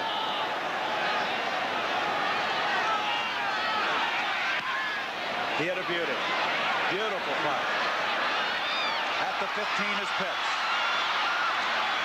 He'll get to the 24, and UCLA will have the ball for the 2nd time in the 2nd half. Well, next Saturday, the Fighting Illini of Illinois, the defending Big Ten champions, against the Iowa Hawkeyes at Kinnick Stadium in Iowa. That is a tough place to play football. You better be ready. And then also Terry Cooney will make his long-awaited return to the ring against unbeaten Phil Brown. All next week here on CBS. Stevens to Andrews.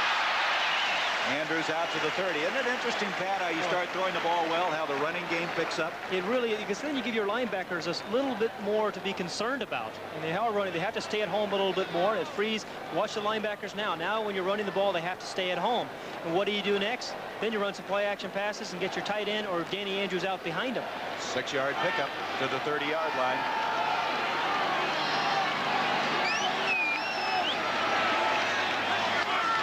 Oh, busted play. Stevens trying to somehow get something out of it, and he was hit hard, and he released the ball, getting up slowly. But he is resourceful. I'll tell you what, he had no choice, did he? He prevented a large loss. When you're desperate, you can get pretty resourceful, I would assume. Do almost anything. It's like, who, me? I don't want this football. 3rd down and 4, and that's not the time to have a busted play.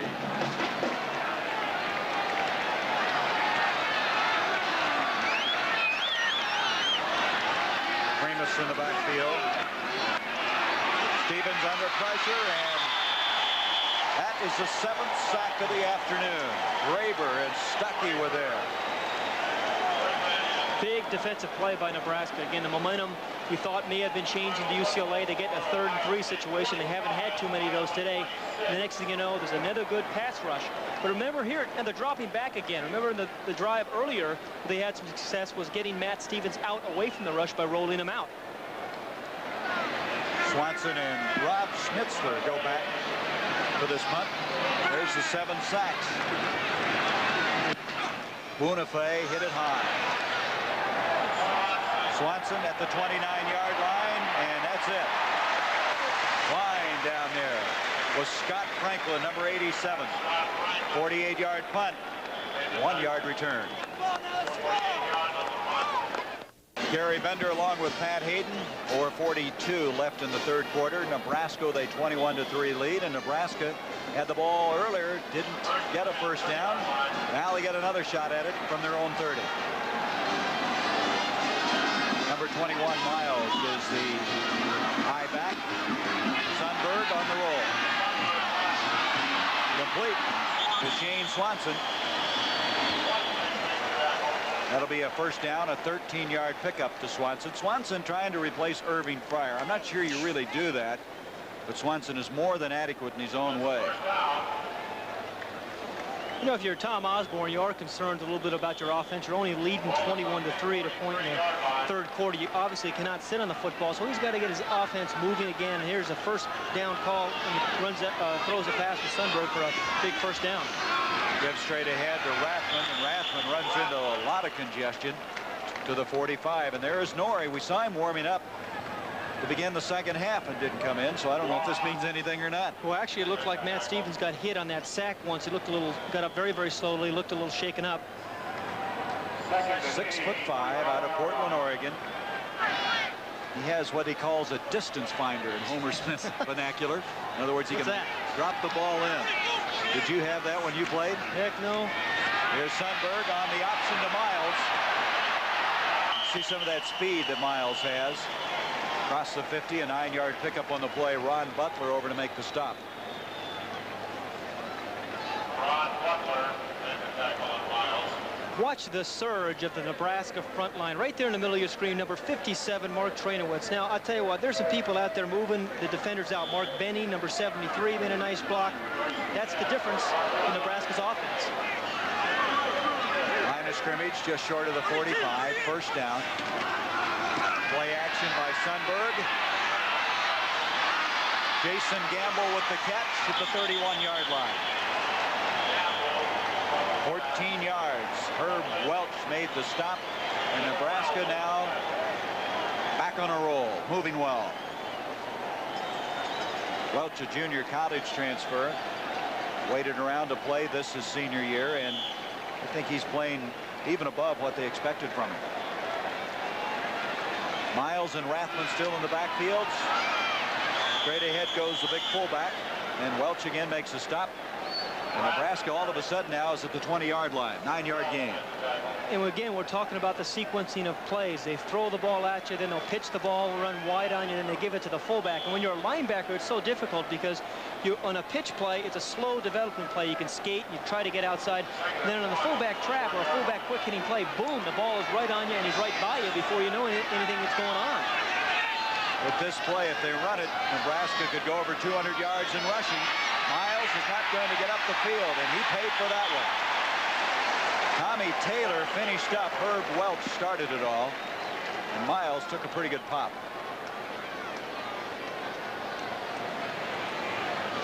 Kimball will come in with a play. There's Taylor out of Chattanooga.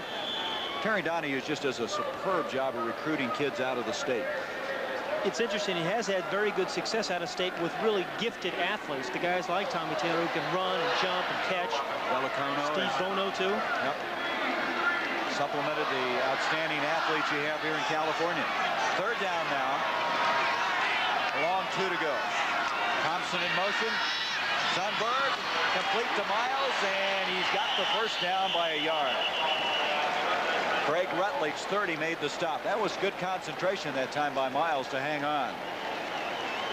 3rd and 3. Now, the last time, remember, Nebraska tried to power the football off the right tackle, and they did not get a UCLA stop. And so this time they rolled Sundberg out away from the rush and had him drop the ball off to Paul Miles, number 22, for the first down.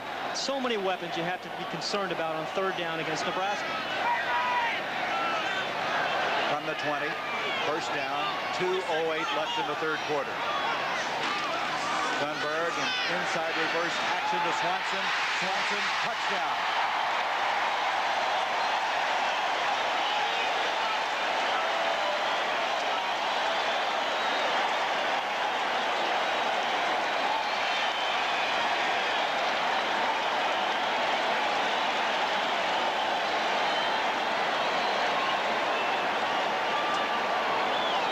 We have a UCLA player shaken up at the 5. That's James Washington, their freshman, who just great things have been predicted for.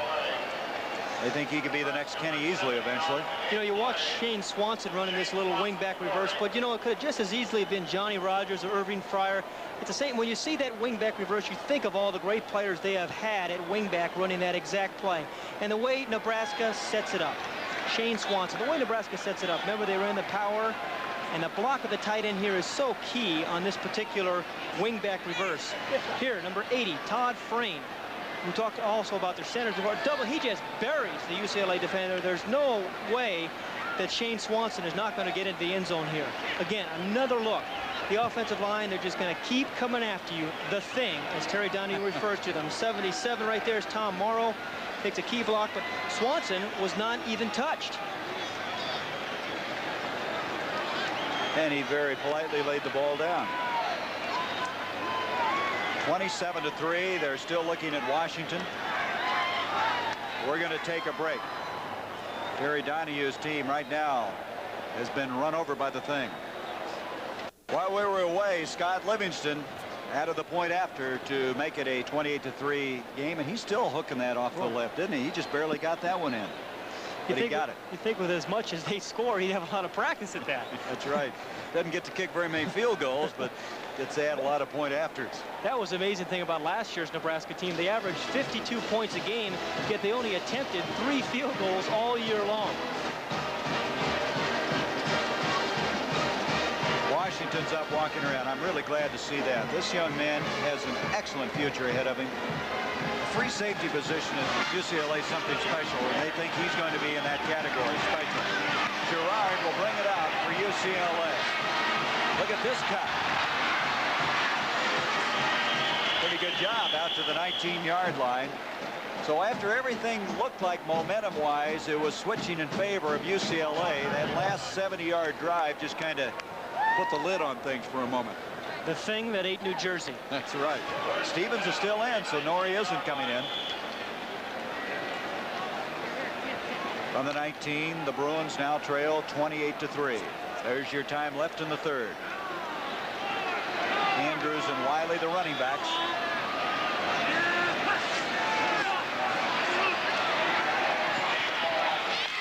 Andrews out across the 25, gain of 5. Maybe 6, and Bill Weber made the stop. Now the Padres have clinched. And look at this. California and the Mets have won. The Cubs still have not clinched, and everybody's starting to get a little more nervous each day. 3 is a magic number, and they were rained out today. Padres and Tigers have already made it into the playoffs. From the 25, 2nd and 4. Stevens complete to Gerard.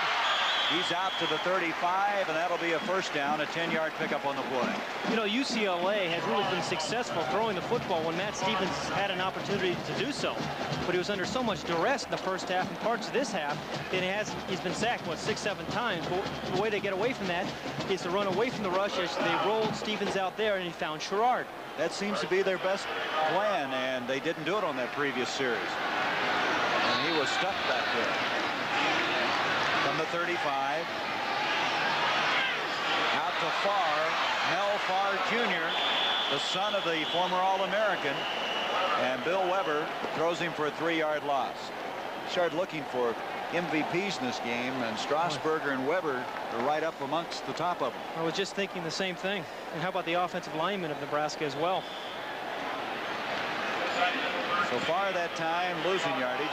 There he goes. He's out of Detroit. His daddy has a automobile dealership there. They almost lost him to Michigan State, but Mel Sr. played with Terry Donahue. They were teammates for the Bruins. Last play of the third quarter. A throwback, and they didn't get it done. It was short, intended for Tunnell, the tight end. Bill Weber was there again. And we have now come through 3 quarters of play. 28-3, Nebraska with the lead. We'll return after this commercial break. And a word from your local station. 28-3, Nebraska with the lead. 3rd down, 13 as we start the 4th quarter for UCLA. Thrown behind the man wide open. Stevens had time, and then he threw behind David Clinton. And it's 4th down. Take a look at the defensive secondary of Nebraska, but you got to remember Matt Stevens has been hit all day. Now on the bottom of the screen, number 19, Clinton, is going to come wide open, but you can't see the rush there. Matt Stevens was under some pressure and threw the ball behind Clinton. Buonifay will punt for UCLA. Swanson and Schnitzler go back. You hear the crowd in the background. They're going through the wave, which is becoming one of the in things in college football. Who thought of that? I don't know. Swanson got that one out of bounds. It'll be at the 18-yard line. And at the 18, after a 50-yard punt by Buonifay. NFL doubleheader tomorrow on CBS. We'll be talking about that. We're also going to have some scores we'll be updating on it. And there's Ohio State. That was the 60-yard field goal that won that one, and a real shocker for the Panthers. Bobby Ross winning one. Holding Green easily over Miami of Ohio. First down now at the 18 for Nebraska. DeBose gets out to the 20-yard line. Craig Rutledge made the stop. Michigan defeating Wisconsin. That was in Ann Arbor. Wisconsin had pulled up an upset against Missouri.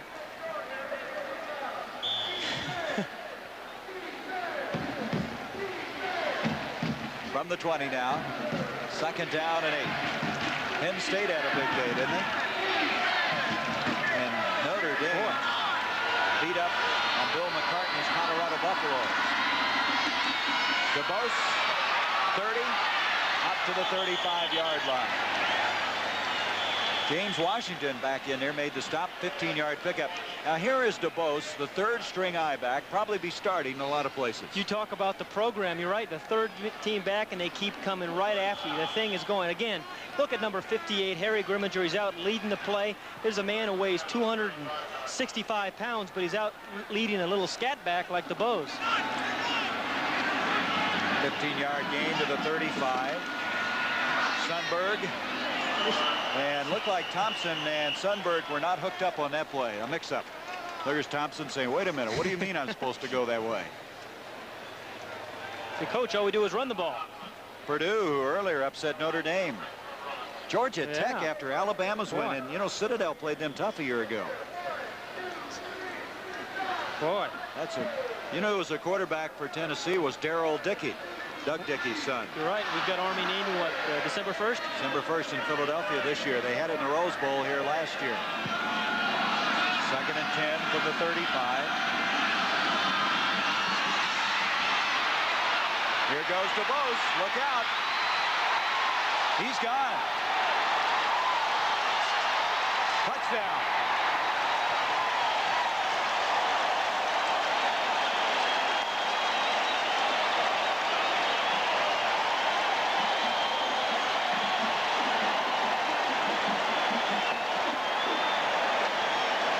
64 yards.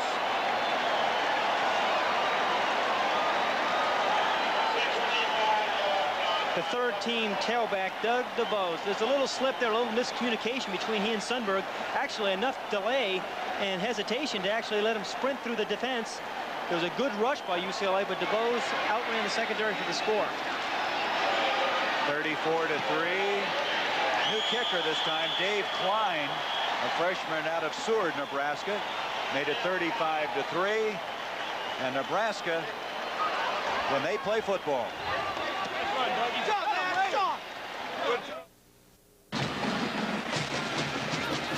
The Goodyear blimp from Torrance, California. The Columbia captain Nick Nicolay from Stamford, Connecticut. Cameraman Dick Nilsson. And the Columbia is one of 4 Goodyear blimps in the world. 200 feet long. You know that? Yes. I want to ride that someday. I want to take you up on that. Okay, you're on. The kickoff to Mike Sherrard. DeBose, 64 yards, and it didn't take him long to get there. Look, UCLA stunts itself right out of this play. Number 55 in the middle of your screen right there, Torrey Pancorf. He's the nose guard. He stunts to his right, and then you see the block by Trainowitz, the center. 57, it creates a big gaping hole for DeBose. They ended up in a long touchdown run. That was an 82-yard drive, and DeBose had all 82 of the yards. There's most of them right there. David Norrie is now in at quarterback. The junior from Portland, Oregon, making his first appearance. And in a tough situation at the 19-yard line and trailing 35-3. Gets it off to Tunnell. And that's a confidence builder. Brings it out to the 27. Bill Weber, you with yet another tackle. David Norrie, we talked about his distance finder. Explain that. Well, it's touch. What Homer Smith, their offensive coordinator, said, he's got that touch where he can drop the ball over a linebacker and in front of a defensive back. He's a big, tall guy. He can see receivers. If the inside rush doesn't affect him as much, perhaps, as it would Matt Stevens. And so he has second down 1 after the 9-yard completion, and some misfires up front. Dave Barron, the center. Ken Shedd involved in this little mix-up. And it's going to go against Nebraska. We have to remember if red ball, encroachment by the defense, first down. That's Shedd, the nose guard, 99. Here's Matt Stevens.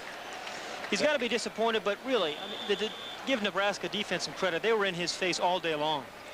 Well, that fumble was the big turning point, wasn't it? First and goal on the 6. Norrie sprinting out. A little too tall, and that's Clinton going up for it. That's where Clinton needed to be a little bit taller. He's 5'7" and just couldn't get up high enough. You take a look at number 19, Clinton, as he's running against Dave Burke. Now, Burke obviously knows that UCLA is in a passing situation. He's going to give him plenty of cushion in front of him and just kind of drive on the ball. The ball is overthrown. Good coverage by Burke. He intercepted a ball for a touchdown against UCLA last year. 31 yards with him. Farr now in at fullback. Bob Garibaldi also in there as they have the split backs on a 2nd and 10. Norrie, and he completes it. That's Paco Craig who made the catch. He's just short of the first down. The play before, we saw the receiver break outside. Now watch number 26, Paco Craig, break inside off Dave Burke. He is wide open. A good throw by David Norrie for a first down. Well, let's see. I'm not sure they got it or not. They may measure here. They're going to bring the sticks in. He's got a nice suntan. I think he's a neighbor of mine. Yeah, these beach guys around on the beach all the time. They did get the first down. Paco Craig with a first down catch.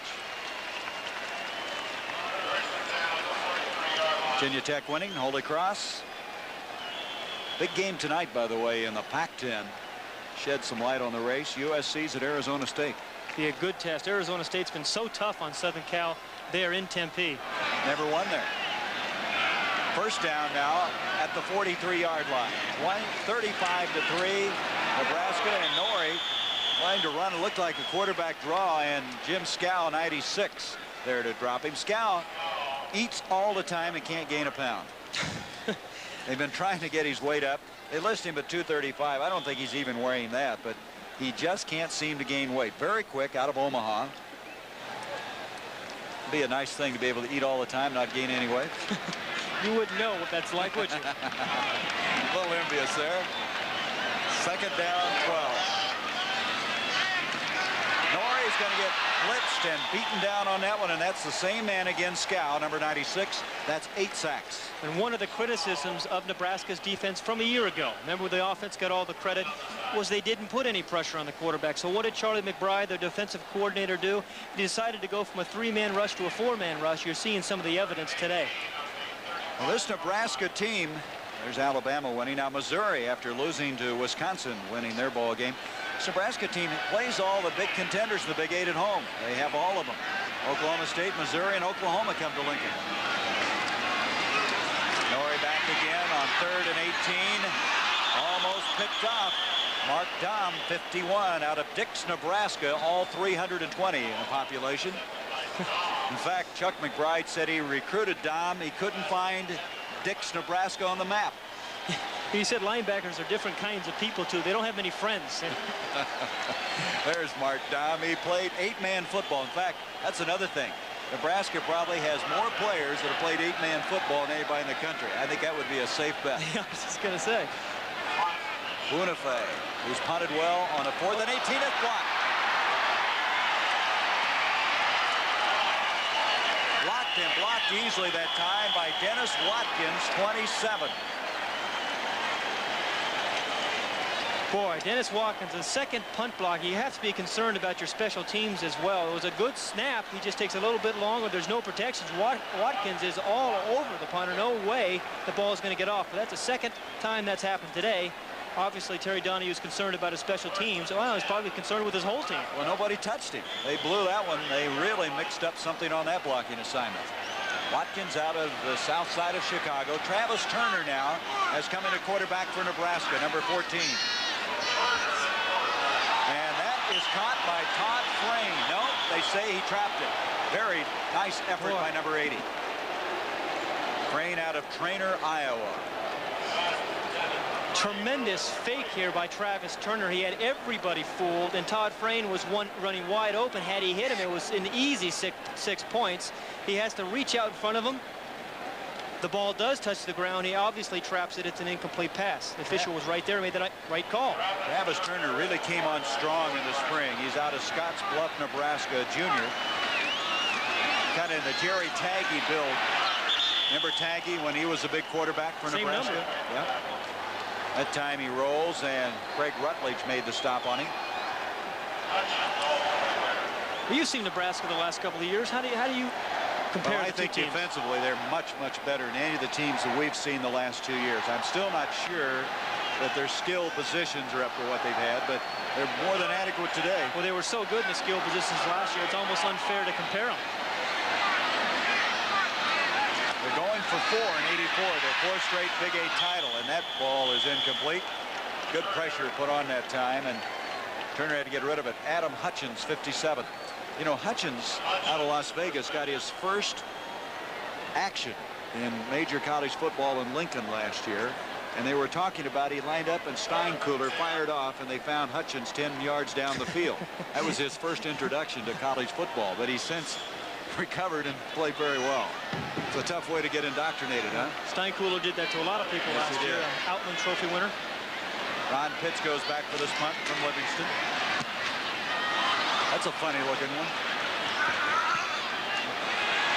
Bouncing around, wobbles down to the 5. And that's where UCLA will have it at the 6-yard line. 33-yard punt. 10:09 left. Top-ranked Nebraska. They're impressive. This young man in the wheelchair is Budge Porter, and his father alongside. Budge was paralyzed playing football in Nebraska, and his brother Scott Porter, number 36, a fullback, scored a 26-yard touchdown last week against Minnesota, and those two men shed a lot of tears. You talk about the emotions of college football.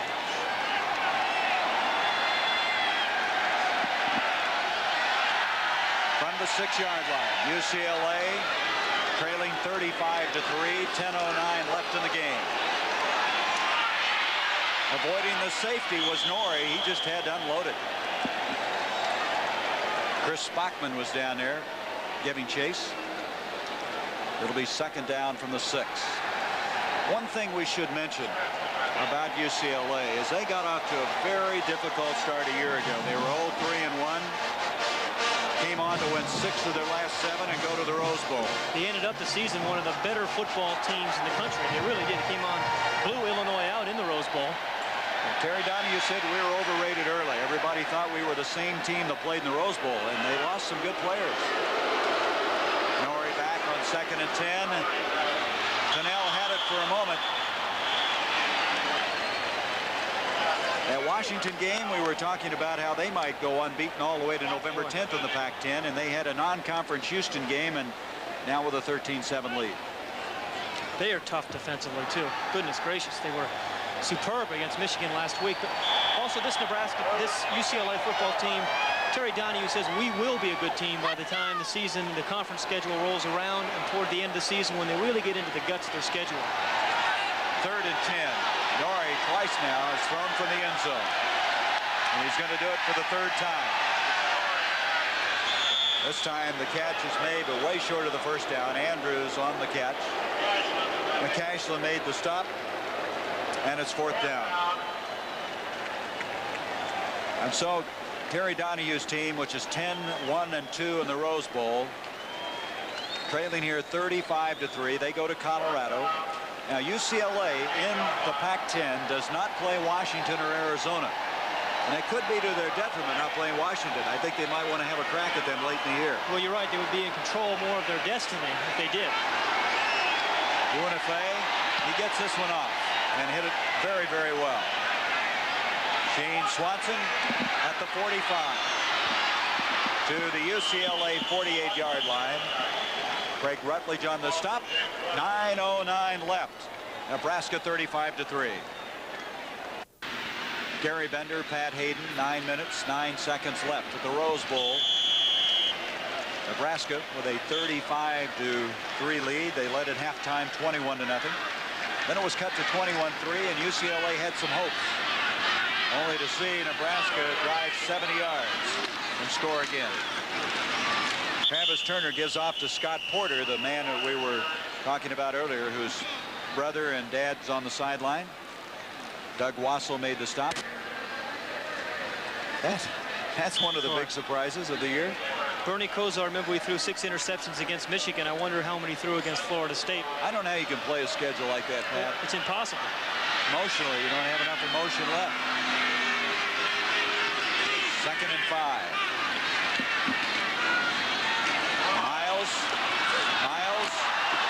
Miles again to the 29-yard line. He saw DeBose go 64 yards, and he wants to be the number 2 running back, so he's got to do something himself, and he went 15 yards.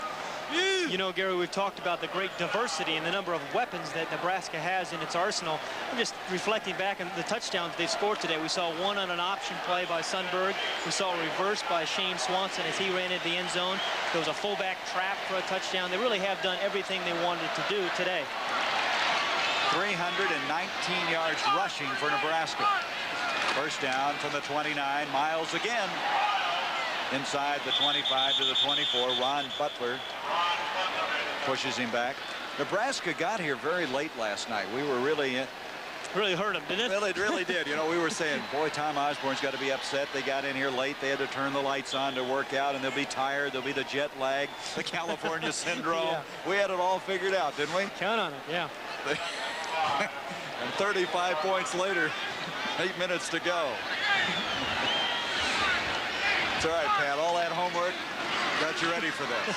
Nice pitch. Pernell Gatson, a sophomore out of Omaha, carried that one. Well, they play so many guys. I don't have him on my boards. They're playing a lot of guys now. James Washington making the stop. There's Gatson. He's a sophomore. The Nebraska program. And Terry Donahue just said the system is something. He says, I don't know of anybody that could duplicate it. Nebraska football is, everyone stops dead still in the state on this particular afternoon or any Saturday afternoon to watch the Huskers. To the 10-yard line. You know, they're freshmen. They play 5 games as freshmen, and somebody told me they have as many as 15 coaches running around. Well, they have 200 guys out for their freshman program. You know, all the walk-ons, and really isn't incredible. I wonder why they can't do that other places, though. Well, we asked Tom Osborne that, and he says, I don't know, but I think a lot of it, if you relate it to California, Pat, is there's too many distractions out here. Well, there's also an awful lot of universities out here as well. Yeah, that's right. You're the only show in town as far as major football is concerned in the state of Nebraska. 2nd down, 8. The blitz coming to Miles.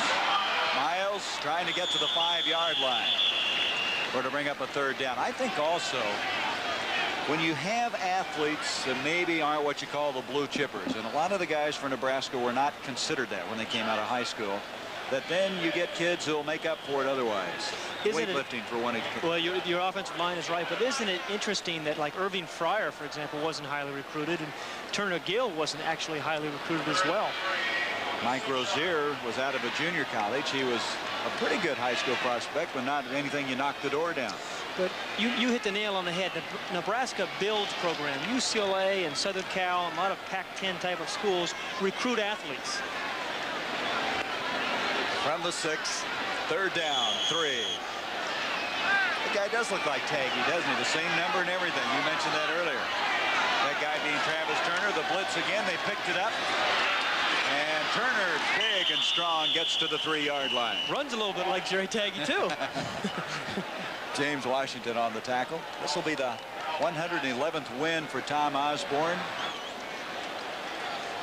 Did he get his first win and his 100th First win? and 100th. When he started in '73, he beat UCLA, and then last year in Lincoln, that was his 100th win. The stability of that man, Tom Osborne, that's another reason I think this Nebraska program has been so strong. The kids, when you recruit him, you know he's not going to go out to the USFL or the pro leagues. You know he's going to be there. 4th down, less than a yard to go. You see the time left in the game. Miles, touchdown. There is a penalty flag. There was a good example of the line just knocked everybody down. You're absolutely right. Well, let's see what the penalty's all about.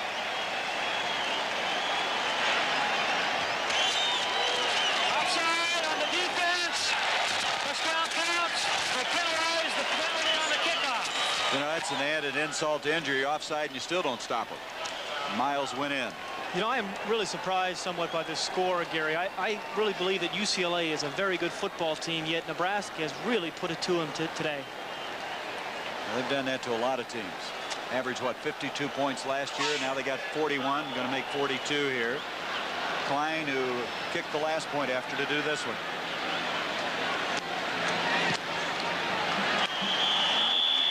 (42-3). 5 minutes, 43 seconds left. Nebraska obviously is going to be #1 next week.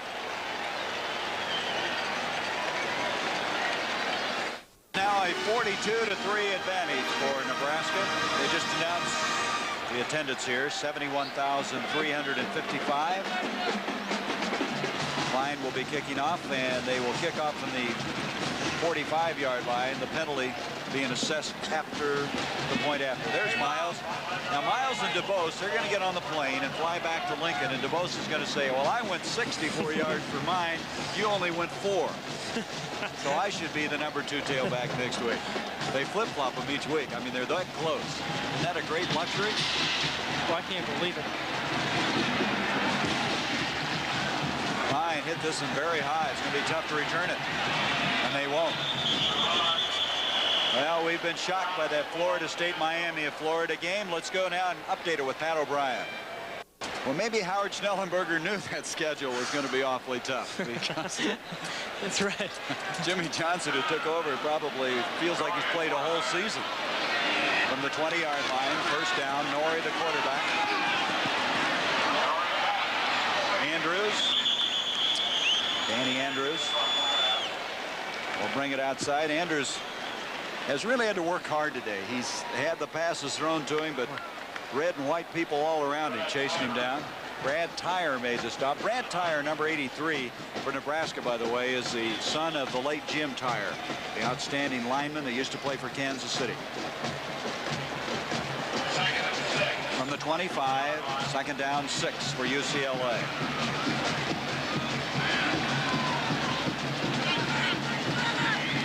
In motion goes Paco Craig, and Norrie's running for his life. Out to the 27-yard line. Norrie not known to be that mobile, but did a pretty good job. Steve Forsch up to make the stop for Nebraska. Well, UCLA will meet Colorado. That's in Boulder. Of course, Colorado today had a long afternoon against Notre Dame. And then the Bruins look like they could move through the schedule until they have to go to Arizona State. That'll be a very tough game. That game will be on CBS, by the way. And then they finish off that always outstanding battle right here in the Rose Bowl. A game we'll be doing, UCLA and USC. Third down and 2. And he got the first down. Kevin Parsons, 35, rammed him out of bounds. Pat, at the start of this broadcast, I was kidding you about playing here in the Rose Bowl Classic. You won 2 of those 3. Had to be kind of special, didn't it, playing here? It is a special moment, and it's interesting. I really had not been back in the stadium for 10 years until that, so I was reminiscing last night. And one of the things when I played in the Pac-10 conference, I really do wish that everybody in the Pac-10 had an opportunity to play in that game because it is so special. A lot of coaches would agree with you. They'd love to play him. I'm happy I played in 3, don't get me wrong. Premise made the stop. Well, we were reliving the 2-point conversion. Was the Sheldon Diggs you threw to? And it's a beautiful throw to Sheldon, if I remember. The disappointment there of the UCLA bench, Tommy Taylor. This is a tough thing to kind of bounce back from, too, and obviously they have most of their schedule ahead of them, their whole conference schedule ahead of them. Look at their heads down. They're concerned. They do play Colorado next week, but Terry Donahue is an excellent motivator. He's the kind of guy who's going to have to pick these guys up and find some ray of hope in this game. They have 7 games at home this year in the Rose Bowl. That could be their advantage. Second down and 11. Norrie completes the ball to Sherrard. And Sherrard is dropped, but a first down catch at the 47. I guarantee you UCLA is going to be a very good football team by the time this year is out. As we look at Steve Bono, the man with the strong arm and the good legs who they missed here today. But we're going to get a couple more opportunities, Gary. You wait and see how well they're going to progress. We're going to see them against Cal and Southern Cal, I believe. Well, Homer Smith said that he'd never had a quarterback like Bono that had more bad luck. Always seemingly getting hurt. He had that 399-yard game against BYU, then separated his shoulder last year. Hurt this game. He wanted to play, and they wanted it. First down now. Norrie off to Andrews, and there's a fine open field tackle. That's typical of this team, and that's Tyre again. We mentioned earlier Brad Tyre. And so for their effort, they picked up virtually nothing on the play. We have a second down 10 coming up. 3:23 left in this game. The concern that Terry Donahue is going to continue to be concerned about, obviously, is that offensive line. They just have not protected their quarterback well. And that on paper looked it was in great shape. That was one of the strengths of the team. I guess sometimes you either get better or you get worse. You don't stay the same. Norrie. Oh, that was close to a big play. Eric Ball, number 21, a freshman from Ypsilanti, Michigan. Had that ball been just a second sooner, he was wide open down the seam. Kevin Parsons is the guy that got a hand on the ball. Eric Ball and Melfar, 2 freshmen that Terry Donahue recruited from Michigan. Talk about the size of the offensive linemen there for Nebraska. These guys, really, they're almost as big as the LA Raider offensive line, and that's reputed to be the biggest in the National Football League. I'd like to have them the same foxhole with me. Third down 10. Norrie doing an excellent job of scrambling, and oh, did he take a shot? Did he get the first down or not? Kevin Parsons, a sophomore out of Springfield, Missouri, had quite a collision, and he is just one of the many young linebackers that Chuck McBride was talking about. He just feels that Mumford and Parsons and Daffer and Force are going to be around and play very, very well for the next 3 years. It's kind of a surprise score. Stanford at San Jose State tied. Stanford has that good young quarterback in John Pay. Stanford had beaten, of course, Illinois last week, and San Jose State was really clobbered by Arizona State, 48-0. Washington now getting some operating room in their game up at Husky Stadium. Washington is a little bit similar to Nebraska, don't you think? They're methodical. They pound the ball at you. Millen, their quarterback, comes up with some big plays. Terry Donahue watched our game last week, and he just shaking his head about Millen, how improved he was from that first game. 4th down now. They just missed it on that run by Norrie by a matter of inches. 2:54 left in this game. And Norrie will sneak and get the first down. That Stanford San Jose State game, that's Jack Elway playing against his own team now. Washington with a 28-7 lead. They can just wear you down, just like this Nebraska offense. We're going to have Washington later on again. There's a disappointing sight. Joe Gasser had separated his shoulder, didn't play in the first 2 games. They started him today because he's such a leader. And you see what's happened, re-separated it. And that is Duvall Love, the preseason All-American pick alongside it, the tackle. He sprained an ankle. Norrie, strong, got away that time from Scow. Throws on the run, batted down, and looked like there were 14 players on the field that time for Nebraska. Scott Tucker was the guy that batted down. There's Love. So, you know, again, it was a preseason All-American pick. Had some trouble last week. Was beaten a couple of times. Tremendous disappointment. He's been frustrated, he said, with his play. He has. These guys aren't frustrated. They're saying hello to people in Hershey, Nebraska, Dix, Nebraska, some of those towns. At least they said hello to Grandma rather than Mom. I'm so tired of guys saying hello to Mother. 2nd down, 10. Norrie completes it to Bob Garibaldi, one of the many young running backs for this team. And it's going to bring up 3rd down. 4-yard pickup on the play. You think about the people back in Nebraska. You can't get a ticket if you don't have one now unless it's willed to you. They go to Syracuse next week. As we mentioned, all the prime contenders in the Big 8 have to come to Memorial Stadium. And that is one of the snake pits to play in. You have a tough time winning there. There's not anybody that doesn't have red on. Of course, the reason it's such a snake pit is because such outstanding teams. Norrie back on a 3rd and 7.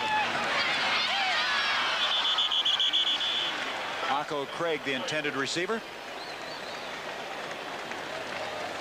Watkins Cartwright defending for Nebraska. Boy, it really is tough to get emotionally ready for next week after you take a pounding like that. It's something if you lose a game by a couple of points, but when you get physically dominated like UCLA has, it really is tough. And Terry Donahue has his work cut out for him, just getting his team ready for next week. Well, their trip to the West Coast, Mom, has been successful. They're celebrating here out in California. They've taken this state by storm today. 4th down, 7. Norrie on the double pump. Gerard, the intended receiver, and Nebraska will take over. What is Nebraska going to put the thing in to take it home? I thought that was so interesting what Donahue told us. We called it the thing, and he's right. It's exactly what it is. It's a little hard to really understand it all. It's so multi-dimensional.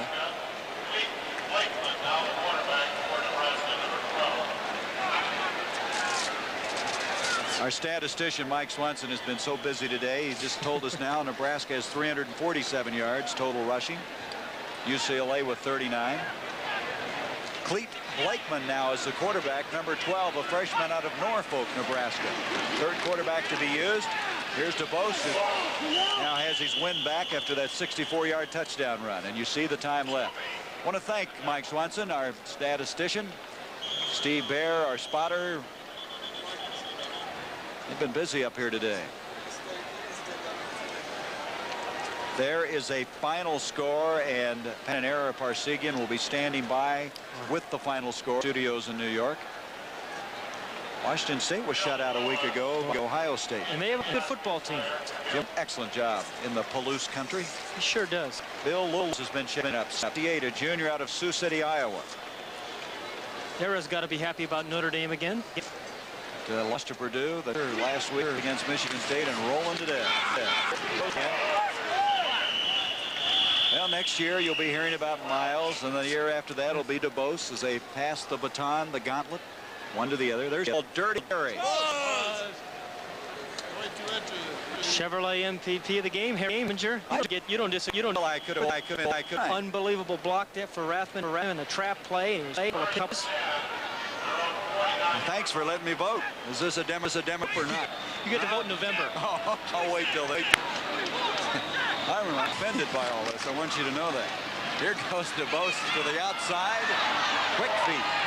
Still on his feet to the 45. They called Grimminger, by the way, Dirty Harry. And I just didn't know if you knew that or not. The guy you chose. That's right. Well, you'll agree with this one. It's number 87, Bill Weber. Had 2 or 3 sacks. Was in Matt Stevens' face all day. Blocked the punt. If I didn't agree, could I say so? No. As a matter of fact, you could. All right. That's why they hire me. I'm the analyst, you know. Weber and Strasburger both played, I thought, very well. Defensive ends. Second down and 3 as continued, and somebody didn't expect that pitch, but they still are able to recover that one. 49, a sophomore out of Westerville, Nebraska. So we wind it down with 15 seconds left. Nebraska, top rank, will continue to be that way. And you're going to have to look long and hard to find anybody better than they are right now. 467 yards in total. Our MVP for UCLA was John Lee, who kicked the field goal, the only 3 points that UCLA was able to score. We'll be back with some finals at the Rose Bowl. Nebraska 42, UCLA 3. Nebraska now 3-0. 42-3, Nebraska the winner. The executive producer of College Sports is Kevin O'Malley. Today's coverage produced by Rick LaCivita and directed by Joe Assetti. Our associate producer, Richard Drake, and associate director, Scott Johnson. Our broadcast associate, Suzanne Smith, field technical manager, Philip Wilson, and production supervisor, Bob Cisneros. And our technical director, Steve Gorsuch, and audio, Tom Jimenez. As today, Nebraska, ranked number 1 in the, lived up to that billing, impressively winning here with an output both through the air and on the ground. Defensively playing extremely well, getting 8 sacks in the. Now let's go to our New York studios and join Pat O'Brien, Gary Bender for Pat Hayden along from the Rose Bowl. 42-3. Well, they're my choice for being number 1, and certainly they didn't disappoint me today. And with the schedule favoring them with Oklahoma and Missouri, 2 tough games ahead, they both have them at home. So looks pretty good for the Cornhuskers. All right, Coach. Let's tell everybody.